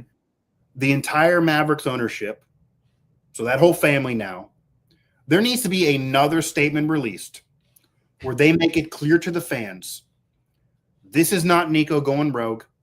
This is not a general manager fighting for a move. Maybe he liked it, maybe he didn't. This is our call. We pay the bills here. And then put it on themselves. Because you got a general manager who's getting death threats. You got a general manager who's talked about on social media more than any ownership is. And I think we both would know that if they don't contend for a title in a couple of years and Anthony Davis keeps getting hurt, Nico's going to get fired. And then this is going to be on Nico forever. They need to take some of this heat off Nico because this is clearly an ownership move. Clearly an ownership move. It almost feels like he was told you got to do this because we hate the man. They do not like Luka, clearly. Right? I'm not there day to day. They don't like this dude, clearly. If they liked him, they would treat this better even if they had to make the move. They wouldn't be releasing these statements like this. They don't like this guy. So whatever he was doing, and maybe we'll learn more. Maybe you're right too. Maybe we're going to learn something in a year that Luka was just a malcontent and was MFing everybody. And, who knows? I mean, I got to have more info to be. I mean, I feel like the info that we got right now is you just were in the finals. He's averaging 30 a game. He's only 25, and you move on and you get a guy who's 6 years older, even though he's good. That is right now the info, and that's why there's pressure and why this is Babe Ruth trade of the league, and that's why it shocked everybody. But I think the ownership group needs to take more pressure off of Nico, because this is crazy. I mean, but this is. The Mavericks have been one of the better run franchises since Cuban took over. And now the Cuban sells. Did you see he was doing something with Bill Gates the other day? And I saw a video of this, and he just in the middle of it turned around and said, "Hey, what would you have said after you sold Microsoft if the next CEO traded your top engineer? Because that's what I'm dealing with right now. Like, Cuban clearly doesn't want this and didn't want this, and I'm not even sure if he would have sold if he knew this was going to happen. He previously said he would have got divorced before he would have ever traded Luka. So, out of all the stars in the league, if you would have told me there was going to be a trade that nobody would know about that'll surprise you on a weekend in February, I wouldn't have still picked Luka to be involved. So that's where we are. And the funny thing is, the other move in the NBA that was under the radar because of how shocking this was, and Jimmy Butler eventually getting himself to Golden State, which so far looks to be kind of fitting and working, even though it's an odd fit for me. That's the one team that George Gerbo told us you poo-pooed the Warriors when I brought them up. And you did not think this would happen, and you thought they would just be cool on Phoenix. Phoenix wanted to. Phoenix tried. Shout out Phoenix, but yeah. And why didn't you didn't want to entertain that either? I tried to play a game. What if Bradley Beal says no? How would you handle it? And you were like, well, he got to waive the clause. The NBA, he got to waive the clause. Friggin' sick of Bradley Beal. Two things have ruined the Phoenix Suns franchise: Bradley Beal refusing to waive the clause, even though it's on them for bringing him in with the clause, and then this might be the worst curse of Gerbo ever, man. I mean, put your flag, Jimmy Butler trade? No. This is going like 3-4 years ago. You put your flag down that you were rooting for them to win the title, and then ever since you put your flag down, Phoenix. I was high on Phoenix. Yeah, But that was they still had DeAndre Ayton. They still had I like the DeAndre Ayton, Devin Booker. No, this was the finals run. You were on the finals run, wagon, but I'm just saying they went to the finals. Still on that team, wasn't he? Was Chris Paul on that team? Yeah. He was on the team. That's like 2 generations ago at this point. Like the whole team's different now, except for poor Devin Booker, who they've not built around. They've just brought in old players. Ishbia didn't even own the freaking team at that point. I mean, exactly. Yeah. No, but I'm just saying it's kind of funny because you were if you recall, and this is Howitzer and Bus that shows the past. I was trying to argue for Giannis and the Bucks, and you acted like, no, the Suns are clear. You were riding the Suns, and then right after that, they blow the series. Soon after that, they do bring in Kevin Durant a year or so later, and then blew up the roster a little bit as well. Then they deal Chris Paul, and they kind of give him the Luka business, where they don't let him know. And he goes on Good Morning America and complains about it. Which right. Forgot about the Good Morning America with his son, right? With his son, yeah. Oh man, but then you get into this iteration, and clearly this big three didn't work. And George, I will also offer this: as much as Bradley Beal's annoying. And he did kind of ruin this for Phoenix before we, I guess, get to the Jimmy Butler thing. I got to defend him in this regard. They knew he had a no trade clause when they traded for that man. And why should he sit there and go? And all the options were not to good teams. He wanted to be in a warm weather, which is why he went there in the first place. Why should he agree to go to a bad team in cold weather and be unhappy when he's still in his early 30s, not late 30s, when he has a no trade clause? He just enacted what he had contractual rights to do. I don't think Bradley Beal deserves the hate he's getting, to be honest with you.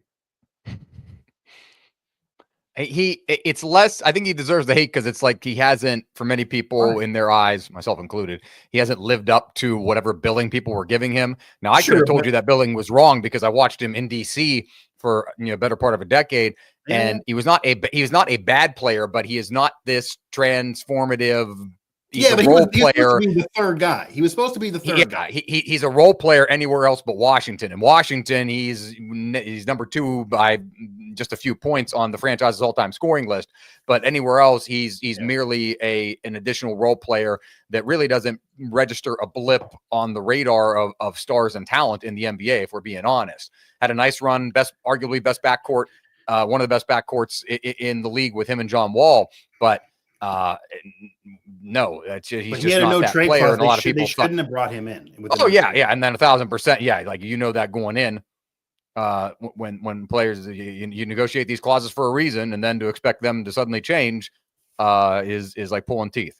Yeah, I mean, NBA players don't usually get no trade clauses. It's just him and LeBron. But he I'm not going to waive this thing. I mean, they're trying to work out all these other teams. I mean, it came out there that they asked him and he said no, and they couldn't figure out a destination that'd be suitable for him.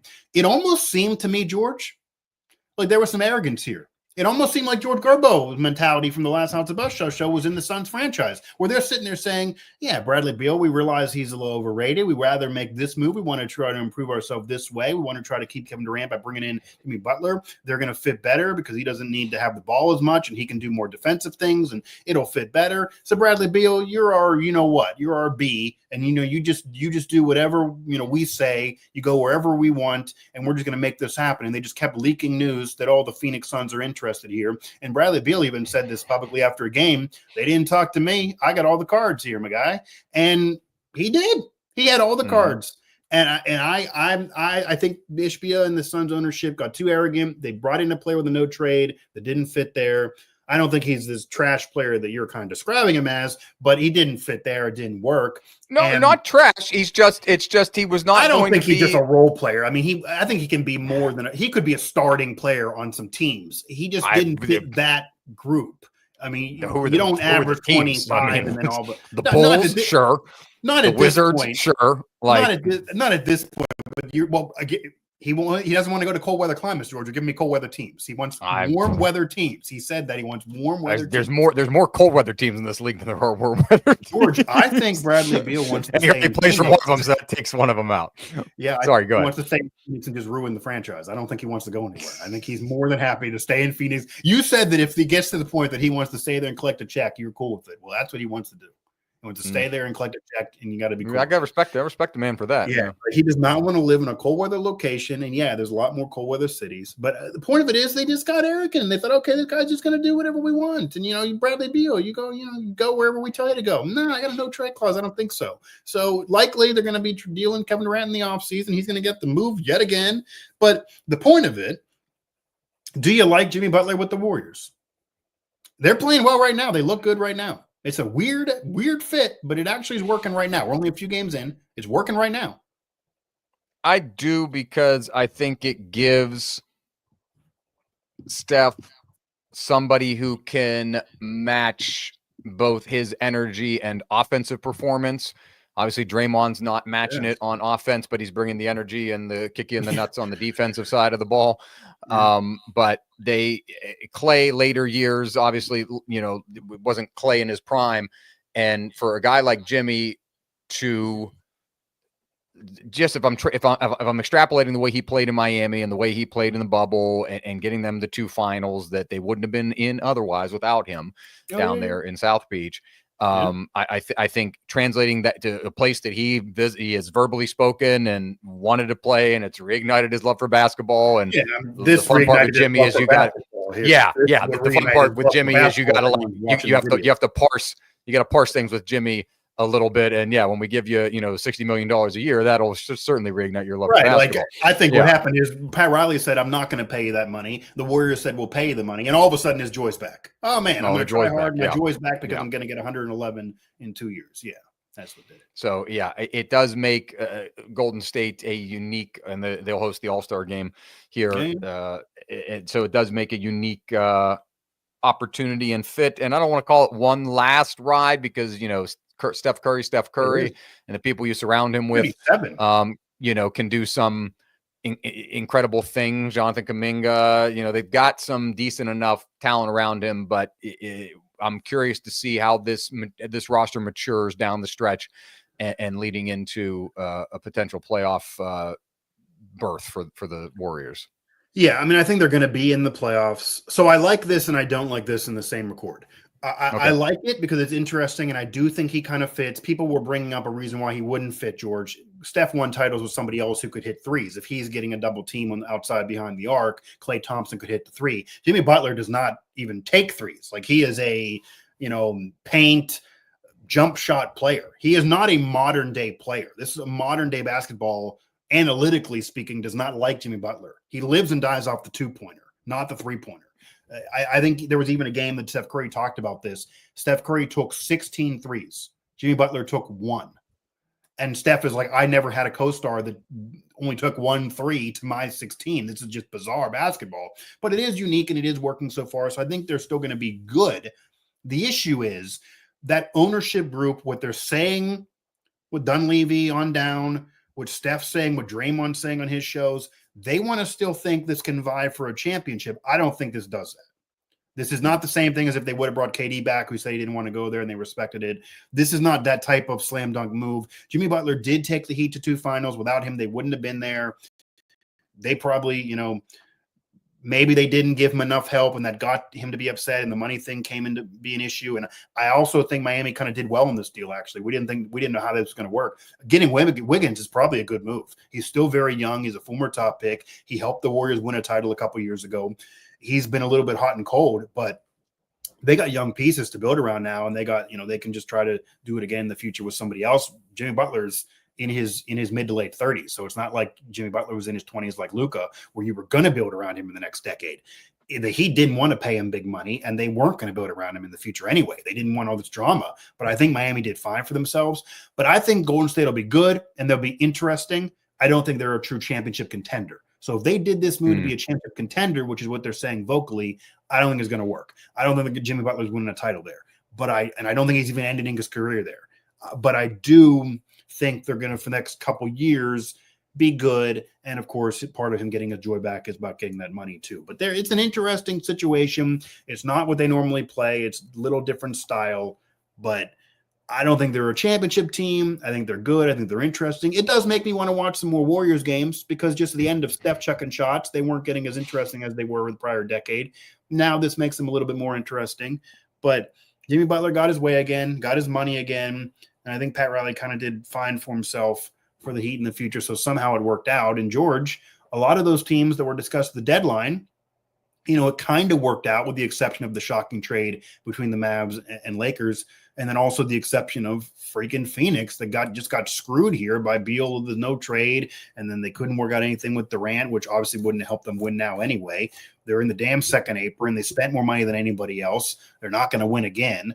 Like they went from, they broke up a team in the finals to be a second apron team going broke and also not even getting in the play-in tournament in about a 5 period. I mean, Ishbia you want to talk about new ownership in Dallas ruining things and that vibe. I wonder when we're going to start getting protests outside the arena in Phoenix because they were damn good a couple years ago, and not now, and not in. And I'm not even sure what they had. And we might even close to Devin Booker wanting the hell out of there. I'm not saying he does. He's fine. He's young. He's their leading scorer. But is he want to be there for 10 years? They're not winning any titles there based on what. And they had a nice little honeymoon there because obviously the guy that Matt Ishbia replaced, Robert Sarver, had accusations of racism and sexual harassment, things like that in there. And so it's like, excuse me, okay, great. Here's Matt Ishbia and his tech guy. He's got Michigan ties, Michigan State guy. Younger guy. Put the games on over the air television in the Valley in Arizona. And now some of the, reporting is coming out that dude's doesn't in over his head, and he's kind of a hard guy to work with and work for. And so that very well, I'd be worried if I was a Suns fan looking at Devin Booker and thinking he could probably leave for greener pasture somewhere else. Yeah, you know what I would really be worried about for Ishbia? His basketball knowledge, because he's playing fantasy basketball, and it doesn't work. Yeah. It's one thing to have big threes and all these stars, but it doesn't always work. And he built a team off of, this is a star. Okay, I got a lot of money. Okay, this is a star. I got a lot of money. Oh, you have no trade clause. I don't care. You got a lot of points. You got a lot of money. That's not that's not going to work. It's not going to work. So it's obviously a better ownership situation than when you got sexual assault accusations. But I think the Suns fans want to win some games. I don't think they want to just trade one bad guy for losing. I mean, that's really what they're doing. They're like, if they trade Kevin Durant in the offseason, George, Devin Booker in a 3-year period will have seen both Chris Paul and Kevin Durant be traded, not leave, be traded. Chris Paul has said he wasn't wanting to leave. They wanted to be there. So he would lose 2 future Hall of Famers in a 3-year period that would get traded, not even choose to leave. And he'd be left with Bradley Beal, who clearly is dug in. He is 10 toes to the ground and does not want to leave the desert. So if you're never going to be able to trade Bradley Beal. They need to honestly hope Bradley Beal gets seriously hurt. Like outside of that, I don't know how they're ever going to get out of this Bradley Beal situation. Ted Leonsis has basically ruined the franchise because I don't get that no trade clause. But Bradley Beal is so untradeable that we have to force him to retire. That's how bad it is. No, you know what they need? They need to do some Luka business there, and obviously Luka didn't want to leave, despite obviously clearly a bad relationship with ownership. But they need to. I don't know, anyone's a Seinfeld fan out there. They need to do bring a Babe Ruth again. They need to do some George Costanza sitting there and putting a jelly donut over the Babe Ruth uniform. They need to make Bradley Beal's life a living hell. I mean, this is literally what if I'm Ishbia, I would take his parking spot away. I would move the locker to where he doesn't want to be. I just want you to quit. You gotta freaking quit. Yeah, I would be making this guy's life. Why don't you go away? Bleeping. It's time for you to bleep and quit. That's what it is. Yeah, I would almost force him to want out because he doesn't want out. We have to force him to quit basketball. Then somebody gonna show up with a bat like Nancy Kerrigan in the '90s and try to take Bradley. I mean, I'm not advocating going that far, but yeah, maybe you need a kneecap. You need a kneecap. Oh my God! But in all seriousness, I don't know how that's going to move on, and they need unless somebody kneecaps Bradley Beal. Or else they just make his life a living hell that he wants freaking traded, and maybe he'll work with them on a trade. Maybe he'll finally waive the new trade clause because I hate being here because everyone's rude to me. They got to get rude to him. Everything really on the verge of the kneecapping. They need to do whatever they can to make him out of there because clearly he doesn't. He's a bench player now. He can't get minutes, but he is 10 toes to the ground there in the desert. Unfortunately for them, but they knew that when they got him, so I don't blame him necessarily. They knew he had the clause then, which is ridiculous as it was at the time. But Butler to Golden State is almost as interesting as anything else. The Lakers thing is for the long haul, but I mean, the Mavericks it's not, I mean, Luke is also a global sensation too. I mean, even marketability wise, I bet you I love to see Forbes list. I bet the worth of the franchise goes down money wise. I bet it goes down now, when you had a 25-year-old global sensation from Europe versus having a 30-some-year-old who always was like the number 2 on good teams. And when he was a number 1 in New Orleans, they weren't good. And Anthony Davis, you can unibrow, you can do some commercials with that, I guess. They can do some unibrow thing on the Jumbotron. But no, it's not the same as Luka. So I get where the fans are coming from, but they need to throw their ire to ownership more than Nico Harris. And the NBA never freaking sleeps, and it's going to have one hell of an off season again. And Durant's going to be on the move again, and who the hell knows where he's going to play again. And he's clearly going to be, he didn't want to go back to Golden State, George. Oklahoma City and him didn't part ways properly. The Nets thing didn't work. When that man is in the Hall of Fame someday, if we're doing a Cooperstown Baseball Hall of Fame bust, I don't know who's that putting on him. I mean, you would figure Golden State, but he doesn't want to go there. He doesn't want to go back there. He doesn't like it there. So, you just want Kevin to be happy. I feel like Kevin Durant never can be happy. He thought he was happy. I like Kevin. I do. I want Kevin to be happy. Shout out Kevin. You want Kevin to be happy, but I don't think he is. Shout out Seat Pleasant. Shout out PG. Yeah. I don't think he is. Yeah. I mean, he's not. Yeah. I don't think he's not.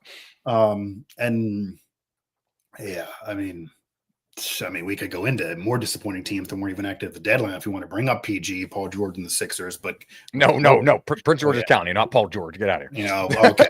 Oh, Prince George's County. Yeah. He's from that area. I could care less about Paul George. For now. Nobody in Philadelphia cares about him either. Unfortunately, he's there. But maybe Kevin Durant will want to come back home someday and go back to the Wizards and maybe let him be happy there. Give him a parade. That's always been the 1,000-year itch is people wanting him to come back to play for the Wizards once. Yeah, I mean at this point, George, honestly, at this point, I might sit him down and be like, everywhere you go, they want to trade you. You don't want to be in Golden State where you won.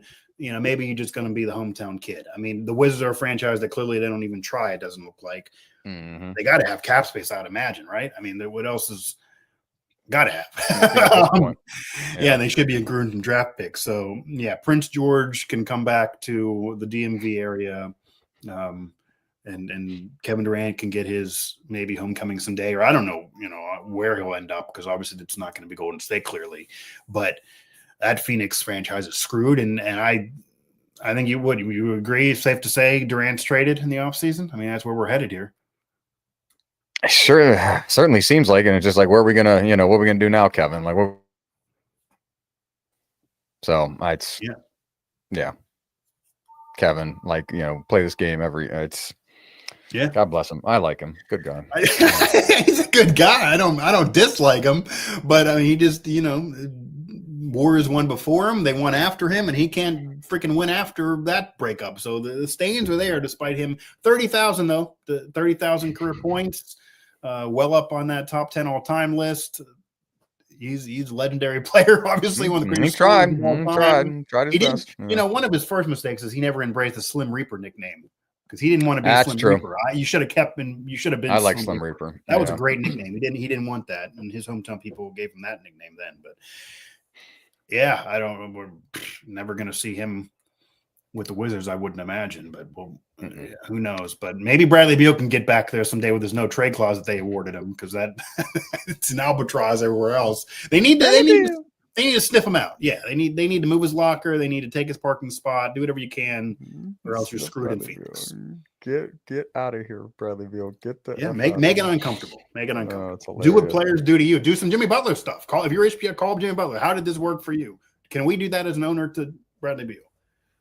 That's too funny. Oh my goodness. Let's wrap it up. One more sport to go on this HBS, and it's hockey. Entering back into the chat with the Four Nations face-off: Canada, the United States, Sweden, and Finland. A tournament put on and run by the NHL, so it's featuring NHL players. The league is on a league-wide 2-week break for the Four Nations, taking place in Canada. Nice to see international best on best at the pro level. Once again, for the first time in a decade plus, because the league has opted out of the last 2 cycles of Winter Olympics, but will play next year in Milan, Cortina, in the 2026 games again.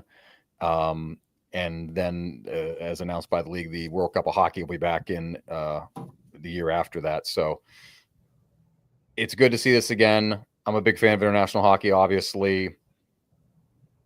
Yeah. I was on the, it was like, I was not that excited for it. I was just like, oh, this is contrived. It's a little weird because it's not all international players. It's just players from these specific 4 countries. Yeah, it's not even a World Baseball Classic for baseball. It's just these 4, right? And they've got to be in the NHL. Right. They've got to be NHL players. They're not, like international players from other places. International players from those countries playing in other places, playing in other leagues or what have you. So you would think it limits the talent pool. First game, Canada was up big. Sweden clawed their way back into it and ended up in the overtime, and Canada won. The Americans have won a game. It'll probably be those 2 that end up facing, I don't know what they get, maybe a trophy, maybe a medal, who knows. But yeah, the pageantry has been good. If you're, where we come from here, we're in the Pittsburgh market. Primarily, man, if you're a Penguins fan like I am, you got Mario coming out and helping to trade the banners on night 1. Haven't seen him back in his hometown of Montreal to come out on the ice and get that reception and the fans chanting for him in decades, since his playing days, honestly, is the last time I can recall. And then we've got Sidney Crosby getting 3 assists for Pittsburgh in that first game and getting the win and being the player of the game, getting a nice little gift bag from Vincent Damphousse. So it's replete with all the international pageantry and stuff that we love about the Olympics. So it's Olympics light, very light, because it doesn't involve everybody. It's very specific. It's like an invitational. It's like the Masters, basically, if we're comparing it. Like, these guys got invited and only these 4 countries. But hey, something different in the middle of the hockey season. And I guess primarily, Mike, in lieu of the ridiculousness that's become the NHL All-Star festivities, which have been, don't need wildly unwatchable. Even the skills aspect of it, like, dudes don't, I hate saying don't care, but like, Oh, No, they look, don't care. yeah, I mean, yeah, you get some moments like we had, Ovechkin skating with his son and Crosby out there skating with them. That was fun when we had that in Florida a couple years ago. But, I think the 3-on-3 and the weird, that concept is dead, and the 4 teams and the tournament and all, I'd rather them stick the 5-on-5 and just, have the score be 25-17 or something like that in hockey than the weird 3-on-3 stuff. I So guess. as an alternative, which it does replace where the league's all-star break would normally be, is an improvement. It's not all inclusive, but hey, you got me watching this, and I'm more intrigued by it. And the guys seem obviously to care when they play for country than them playing for, the Pacific Division or whatever. So I think it's a step up in lieu of an all-star game, which the league may still have in other seasons down the line, not next season, because the Olympics are back next season. So there's pros and cons to this for me. The pros are the pageantry. You get international play back. It is ridiculous. We haven't had international play for so long. Crosby got screwed out of more Olympics. Ovechkin really gets screwed more than anybody. You have a legendary player about to set a record, and Russia's not a part of this, so he got screwed out of Olympics. He got screwed even when the country of Russia that wasn't able to be called Russia, where Datsuk was able to win a gold medal because he was already retired from the NHL, but Ovechkin could not play because he was still in the NHL. He got screwed out of what could have been that gold medal for the only thing Ovechkin hasn't accomplished. So it's cool to have Lemieux there. It's cool to get also an experience of Crosby, McDavid, McKinnon together on a line for the country. That's really, really cool. That you're not going to see any other situation. And honestly, George, we were getting to a point if they didn't do this, and likely Crosby will be part of 2026, of course. If he wants to be there, he'll be there. He's not going to retire right now, so he'll probably be there. That'll be his swan song internationally. I do think 2027 is a question mark. I think it's a possibility that 2026 is Crosby's being done for Team Canada. But nonetheless, maybe he'll even play in both of those, and then you'll be totally done. But we didn't get a good period of McDavid representing Canada. We didn't get Crosby and McDavid representing, Canada together. If you didn't do this soon, maybe you never would have been able to see them together because of issues internationally representing the country. United States being injured occasionally, yeah. But United States does have more of a chance now. I mean, a lot of these head-to-head international, certainly of our generation, even though it was a while for Canada to win after 1980, they went for that 20, 30 years they didn't win. But 96, 2002, 2010, United States versus Canada. Canada usually wins more often than not. We've seen those matchups before, so maybe it'll be cool to have it again. It does help market and globalize your game. 2010, that gold medal game where Crosby scored the game winner in OT. I mean, that's the game where you get a lot more casual fans than any other moment in the last 20 years, really. So maybe you can duplicate that again. But, and here are the cons. The Four Nations face-offs, not the Olympics. The casual fan's not going to view this as the Olympics. When you have the Olympics, you get a built-in casual fan audience. That's not going to happen here. I'd like to see what the ratings are because, the All-Star game is not helping you TV-wise. It's not a great event either. And all the scoring, whether it be hockey or even basketball, it's not helping those All-Star events. So maybe this is still better. But this wasn't marketed that well, George. I mean, I knew tangentially that first game aired on TNT in the States, 1.1 million, which did the best number for a hockey game this season. So that's something good to go for. But it featured Canada when we've got the Finland-Sweden matchup. Probably less desirable than watching Canada, Crosby, McDavid, McKinnon, watching the United States, Austin Matthews, etc. And also, do you think the number, say 1.4 on Wednesday? 1.1. What if you would have done it Monday? What if you would have marketed it better throughout the entire season? What if during broadcasts, local or nationally, you were bringing this up? What if when you have, and I watch them, when you have Gretzky and Biz Nasty sitting there talking about games, when did they discuss this all year? When? Not one time on national airwaves. They could have marketed this so much better. So if you got a 1.1 on Wednesday and you got kind of a unique factor of having Canada there, I'm sure if you get Canada in the United States, you're going to get a big number as well. Maybe even double that, and it'll be better than regular season games, which, George, also, your bar is to beat NHL regular season games. They usually don't draw well in the first place. So your bar to get over them is not that high. But my point is, I still feel like it could have been more. If you would have marketed it, if it wouldn't have been on Wednesday, Maybe you're going from 1.1 to 1.6. I mean, I think they could have still had room to even done more.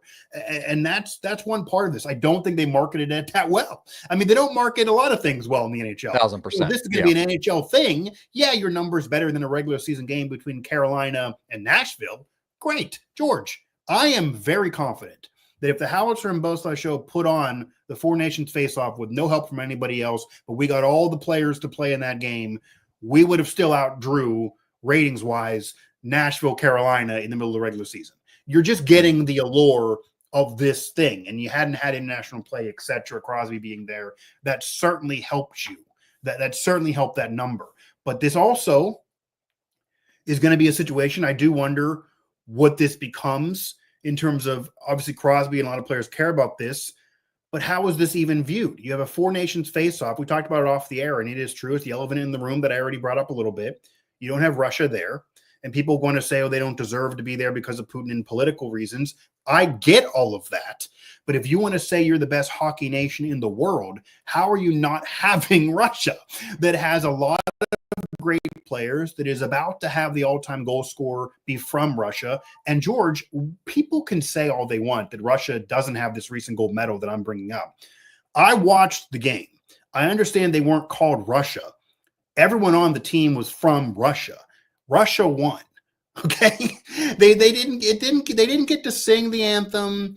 Putin, I guess, can't claim it. Russia doesn't get it on Wikipedia. Who won that? Shout out OAR, not the band, but Olympic athletes from Russia. Yeah, I mean, the Olympic athletes from Russia, where were they from? Shout out OAR. Yeah, they were forever in our hearts, OAR. Yeah, Pavel Datsyuk got a gold medal. That's been walking around with the medals and everything. Yeah, yeah. I mean, that happened. That happened. So again, not having them there. If somebody would tell you who are the top four nations in the world in hockey, obviously Canada, obviously, yeah, the United States with the youth and the exuberance there, and the Kachuk brothers, and Dylan Larkin, and they got a team right now. They could do this, maybe even more than years ago. Okay, Sweden. The history's there, gold medal in the last couple decades. Like, yeah, Sweden got to be there too, for sure. They got started there from Sweden, and then you're debating Finland and Russia absolutely will get the edge over Finland in most conversations. Maybe even currently over Sweden and some others. So to not have Russia there, winning this, how far do bragging rights go when Russia's not there? Is one factor. Number two, you didn't market this damn thing well at all. I think that number should even be higher. And number three, okay, outside of those countries, if you can't include Russia, you don't really have enough other great nations to make this legit. But George, I had somebody bring up to me, will this ever be, the goal here maybe could make this the World Baseball Classic if they ever leave the Olympics again, because there's not Olympics in baseball, so they did the World Baseball Classic. People at the time thought that was a novelty thing. And then it's now this 2-decade-long tournament. It really is a big deal. They do track it. People do care about it. It is a big thing. It's been a great thing. You got Ohtani versus Trout to end it. I mean, last year, it's been a cool thing. I don't think it's ever going to be that for hockey with this four-nation face-off unless they expand it, because, again, you only have four nations. The World Baseball Classic goes deep, man. They invite everybody around that thing. It doesn't matter that it's only, United States and maybe Dominican Republic and Puerto Rico that are normally, or Japan, normally the best countries. They're inviting Chinese Taipei. I mean, they're going down deep. Canada is able to play there, usually only a couple of stars on that team. Mexico, they go deep. So that is what you need to mimic if you ever want to be the World Baseball Classic of hockey. You need to be the World Hockey, Classic. You need to have more than four nations a part of it. So because you're not doing that, because Russia's not a part of it, because you didn't market this freaking thing well, I don't even know if the casual fans knew about it before they were flipping their station. I think it could have been much more than it is. Better than the All-Star game. Yeah, it's kind of cool. But I do wonder if the cool factor wears off eventually. So if 3 years from now, we're not in an Olympic year, we're not in a World Cup year, do you want to see this 3 years from now? Or are you, okay, we got this now. We're going to get international play coming up. I don't need this every 3-4 years. I don't need World Baseball Classic does every 3 years. Do you need this every 3 years? Yeah. So it's like basically this was the test balloon, right? But also, like, at the same time, to your point, like a half-baked test balloon. So, okay, we know we're going back to the Olympics for the first time in 2 cycles. World Cup of Hockey in 2016 was the last international competition.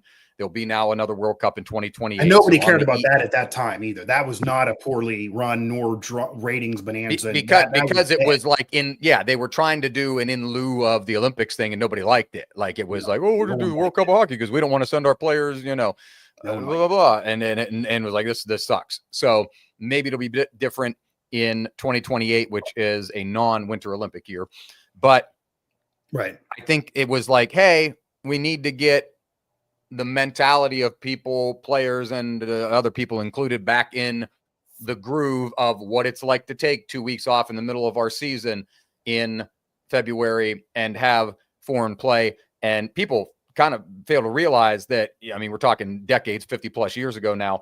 Hockey was a summer Olympic sport. They played hockey in the summer, which would have been the traditional off season. Then hockey, rightly so, moved as a Winter Olympic sport sometime later. And now the interruption is in February. So, but to your point, like, yeah, I knew it was coming this season because I'm a hockey fan. I'm a season ticket holder. I follow the sport.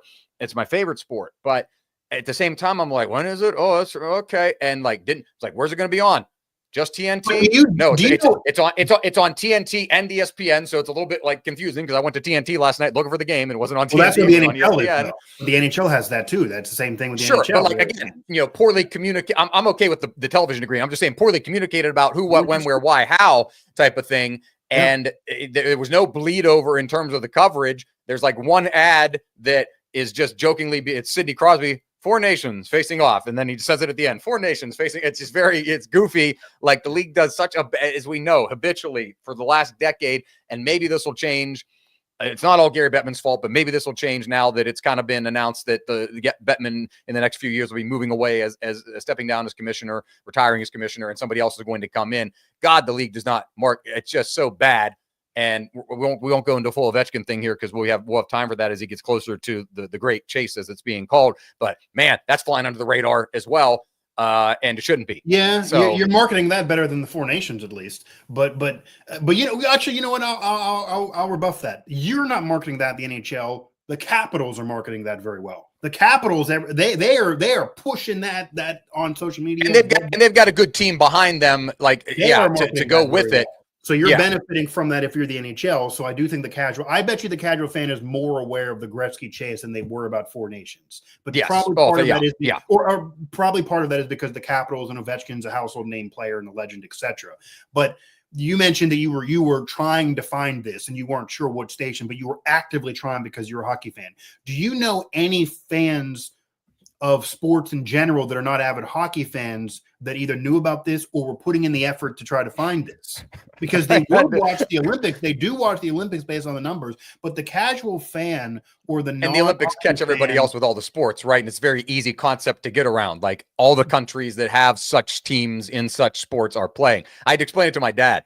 He was like, Penguins aren't. He's like, oh, Penguins are off. I was like, yeah, they're doing this. Why are the Penguins off? Because they're doing this contrived fake Olympics thing. Oh, okay. I was like, Crosby's playing tonight on 825. Like,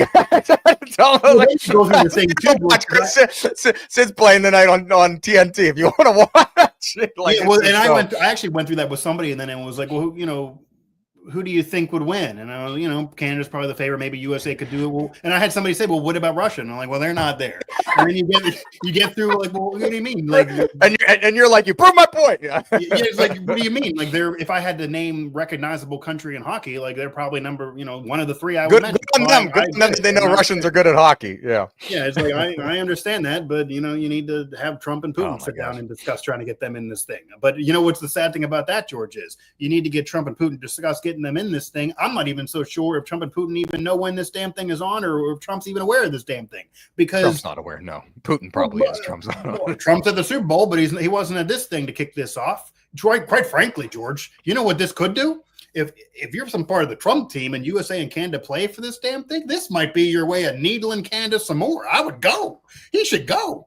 I mean, especially he's already pissed off Canadians more so than probably they've ever been pissed off. So yeah. But George, you could, if you're having international competition and you're the president of the United States, it don't matter where the thing is. You could say, I'm going. You don't like it. I'm going to go anyway. They can't stop him from go. If he wants to go, he's going to be able to go. I'd imagine. When sure, I can't. Yeah. So my point is, this is a way to needle, but I'm not even sure if he's aware of it because the marketing's been so bad. You almost need to be a really in tune hockey person. I don't think this was marketed well, but I'm not surprised. Not having Russia there does take this away. You have the cool factor of seeing Crosby and McDavid.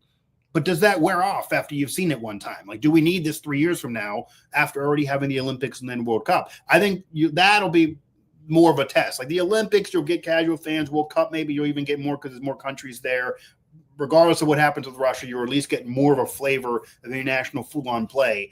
But a four nations thing, this is like if the World Baseball Classic got together and said, we got to do something because we don't have the Olympics, but we're only going to invite United States, Japan, Puerto Rico, and Dominican Republic. And it's like, I'm sorry, that's only four nations. It's an invitational. It is the Masters of the NHL is what it is. I mean, there's a lot more people there's a lot more than four golfers in the Masters. I mean, we're not. Yeah. Well, teams. We're not inviting the Russians. We're not inviting the Czechs. We're not inviting Slovenians, the Belarusians, Switzerland's got a good hot Germany in the World Juniors and on the world stage the last couple of years. There's a lot of good hockey nations out there that when you get them together with the full complement of people that can play, showcase themselves. On Latvia's got a good junior program. Even if they don't win, like United States in basketball, they win the gold every time. But if you only had if it was just United States and Spain played every year, you'd almost be saying we got to have more countries involved in this thing. Even if you're the two best,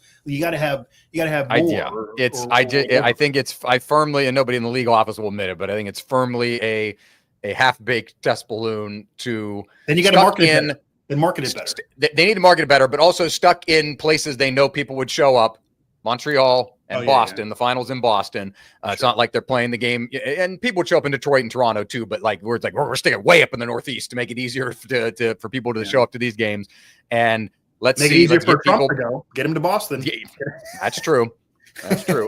Let's get our teams, let's get our executives, let's get our fans and our players back in the rhythm of this is what it's like every 2 to 4 years to take off in February. I believe that's solely the point. Yeah. Now, here's the problem, though. You have a lot of all-star players from Russia. What are they going to do? What are they doing this and next year? The all-star players from Russia, including the guy who's about to set the all-time record. What are you going to do? What are you telling him in your meeting?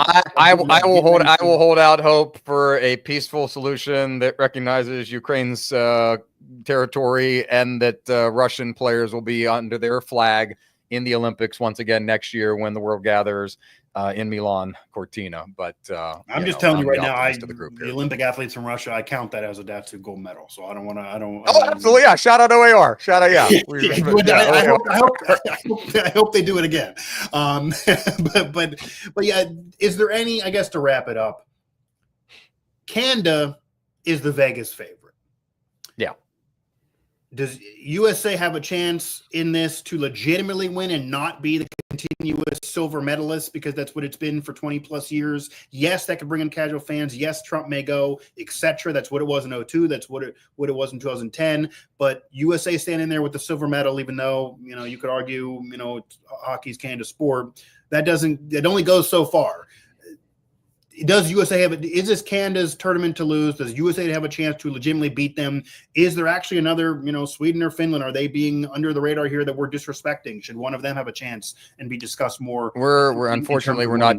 Yeah. Unfortunately, we're not disrespecting because no. They were close games though. It wasn't like it was 4-1. I mean, these were close games. And the game with the Americans and the Finns was close, and then the US broke it open in the third. The Canada one went to overtime. That's what I mean. They scored early and then they didn't score for a long time. Yeah. And Sweden looked really outmatched in that first period, almost like they were just got off the plane to get to Montreal. But Canada, the United States has the physicality. Excuse me, the United States has the physicality. I'll give them that. I think that's more of a physical team than a finesse team, whereas Canada is the finesse team. When I'm sending McDavid, if you just saw some of the passes, even in non-goals, but just scoring chances between Nathan McKinnon out there getting to play with Sid in an international competition on the same line, it's just spectacular. And then Sid, gets his first line shift in the 10-minute overtime, 3-on-3 10-minute overtime. Sid didn't come on the ice until 6 minutes into the overtime, and he's out there and he nearly set up the game-winning goal, and then he does technically set up the game-winning goal as he's skating to the bench with just a turnaround drop pass to the middle, and Mitch Marner comes streaking down the slot and fires it, off the bar and in. Oh, Sid looked better in this than he looked for the Penguins all year, and it's not to say he hasn't been good, but he definitely looks like there's a pep in his he's step. got comparable teammates. He's finally got something. Well, I'm not saying he's been bad. I'm just people saying around him. Like he cares a lot more about winning this, and I think he realized. They traded away Jake Guentzel. Brian Rust has been injured all the time. Raquel's playing for Sweden, God bless him. But no, it's shout out to Sid. Sid finally realized what all of us in Pittsburgh have realized for a while, that the Penguins' window of winning cup is over. But he can go ahead and win this thing. I don't know what this will do for him. He can win this thing, and then he can, hopefully, I assume all things, no injuries or whatnot, he'll be the captain for the Canadians. But so it's either USA or nobody. But how close is it? Do you expect Canada to win convincingly, or do you think USA has a legitimate shot to beat them and to win? My mind, man, my mind says Canada because I always get let down by the Americans in these types of tournaments. Well, I mean, it sounds awful. Right. It's been a lot of Canada USA, and it's been a lot of Canada. I love US, and it's like, again, I love USA hockey so strongly and so passionately, because I believe that as I watch all these other sports kind of explode, like I believe an American men's team, with no disrespect to our women who won the last Olympic winter competition over a great Canada team. And hockey, women's hockey is not talked about enough, because kind of in the same way, with women's basketball on the world stage, there's really only a handful of countries led by the United States and Canada. And in 2010, thank God it was Sid, because if it was anybody else, I'd be pissed. But if the Americans would have won that gold medal with the team they had, and it being an Olympics that was in this continent, in Vancouver, in this they had time a legit zone, shot. I mean, you're going down the wire.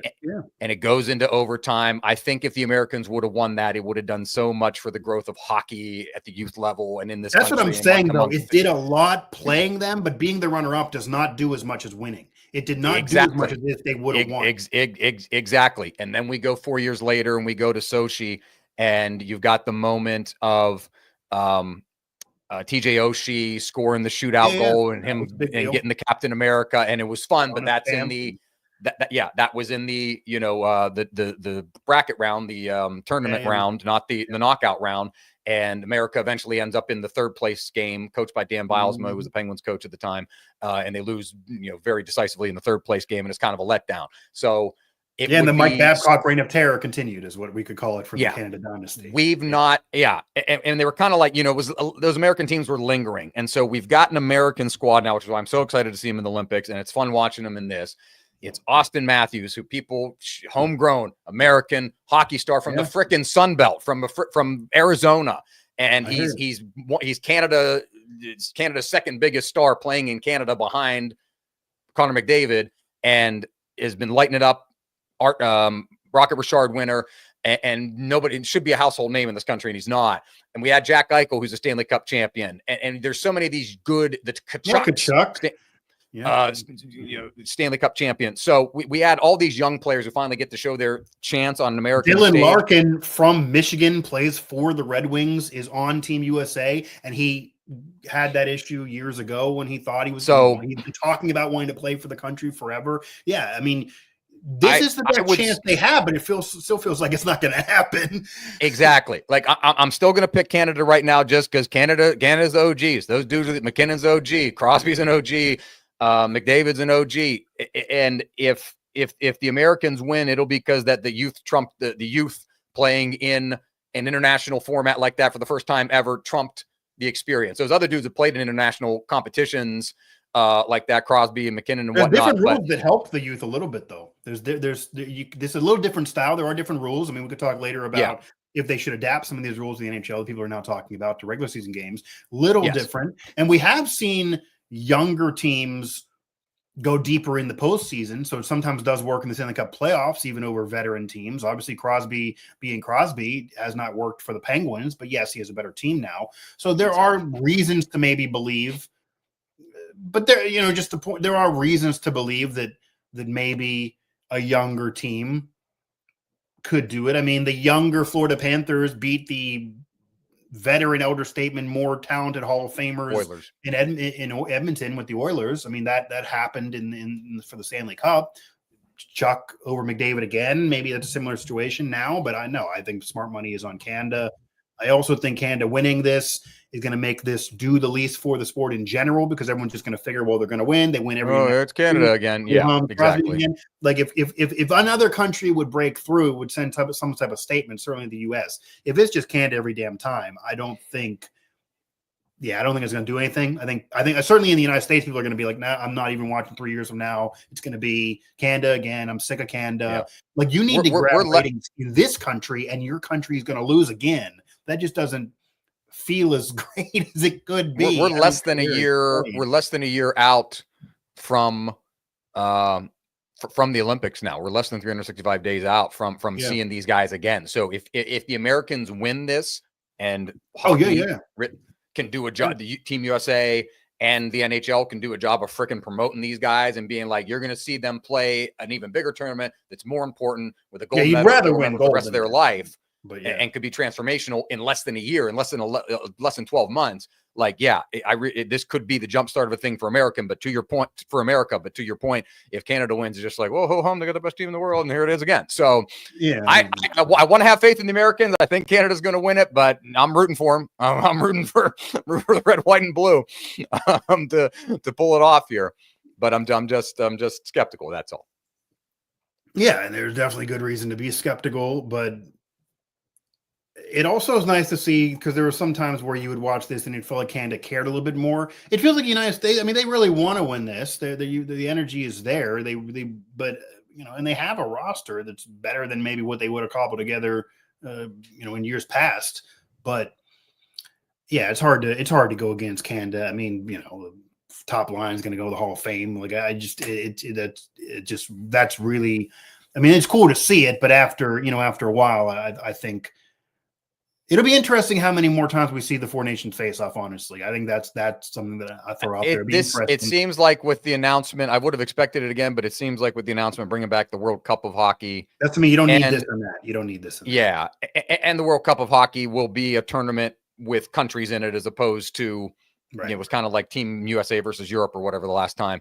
I think it'll be more fettered out by countries, like not as many that would get into the Olympic tournament, but more than just four. And you got to qualify more than four. I mean, four is like, we can, it's like a mini thing you put together in your backyard. Now that's why I don't know how much weight this is going to carry.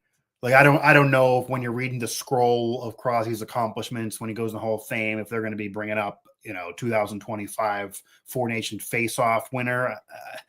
If so, it's way down on the list. I don't know where that's going to be. I don't think this, like, McDavid's done everything outside of winning the cup, and he wants to do that, obviously, and it's not his fault he hasn't, but I don't think this is going to soothe that in any way. I don't think he's going to be having the Joel Embiid press conference where Embiid is like, it's great to finally win something. This is special to me. And I don't think McDavid's going to sit there and say, oh, I don't care about the cup now. I got this Four Nations face-off gold medal that we don't even know what the hell it is. I mean, I don't think so. I don't think that's going to get it. That he could score the game winner in this, George, and he's not getting off the snide based on what happens here. So that this only goes so far, but it is cooler. And I think it'd be cooler to have Russia there.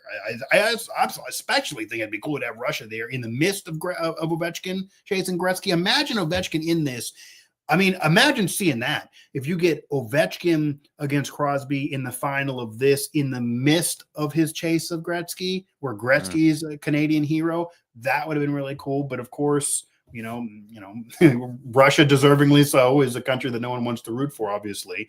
And this also is interesting, where people do root for. Do you root for Crosby or do you root for your country? I've already seen a lot of, at least what's going on X, seems a lot of Penguin fans are rooting for Crosby, which I do, by the way, think is asinine. I root for my country, and if they have to lose, let it be the I guess, but I don't know if everyone's rooting for their country the whole way through.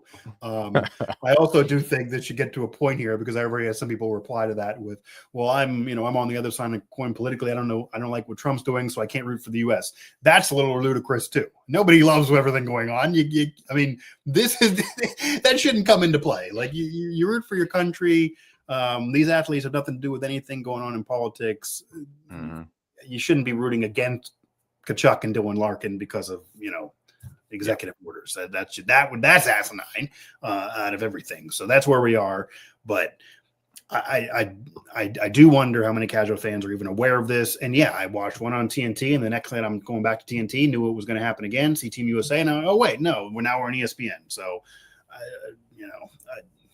this is not the Olympics at all. I think if you got the return of the Olympics, which we're going to get, I think that'll be a real barometer. I don't know if this is truly one, but it's cool. It's cool to see them. And the novelty act, I think, is going to wear off here.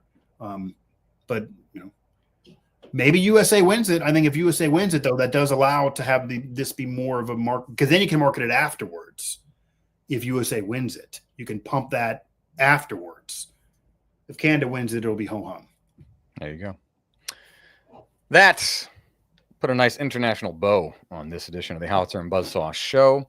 A reminder to find us wherever you get your podcasts, on Spotify, TuneIn, Apple, and more. Just search Howitzer to find us. Shout out to B-Hyphen and all of his music that you hear right here each and every time on the HBS-podcastgroup.com.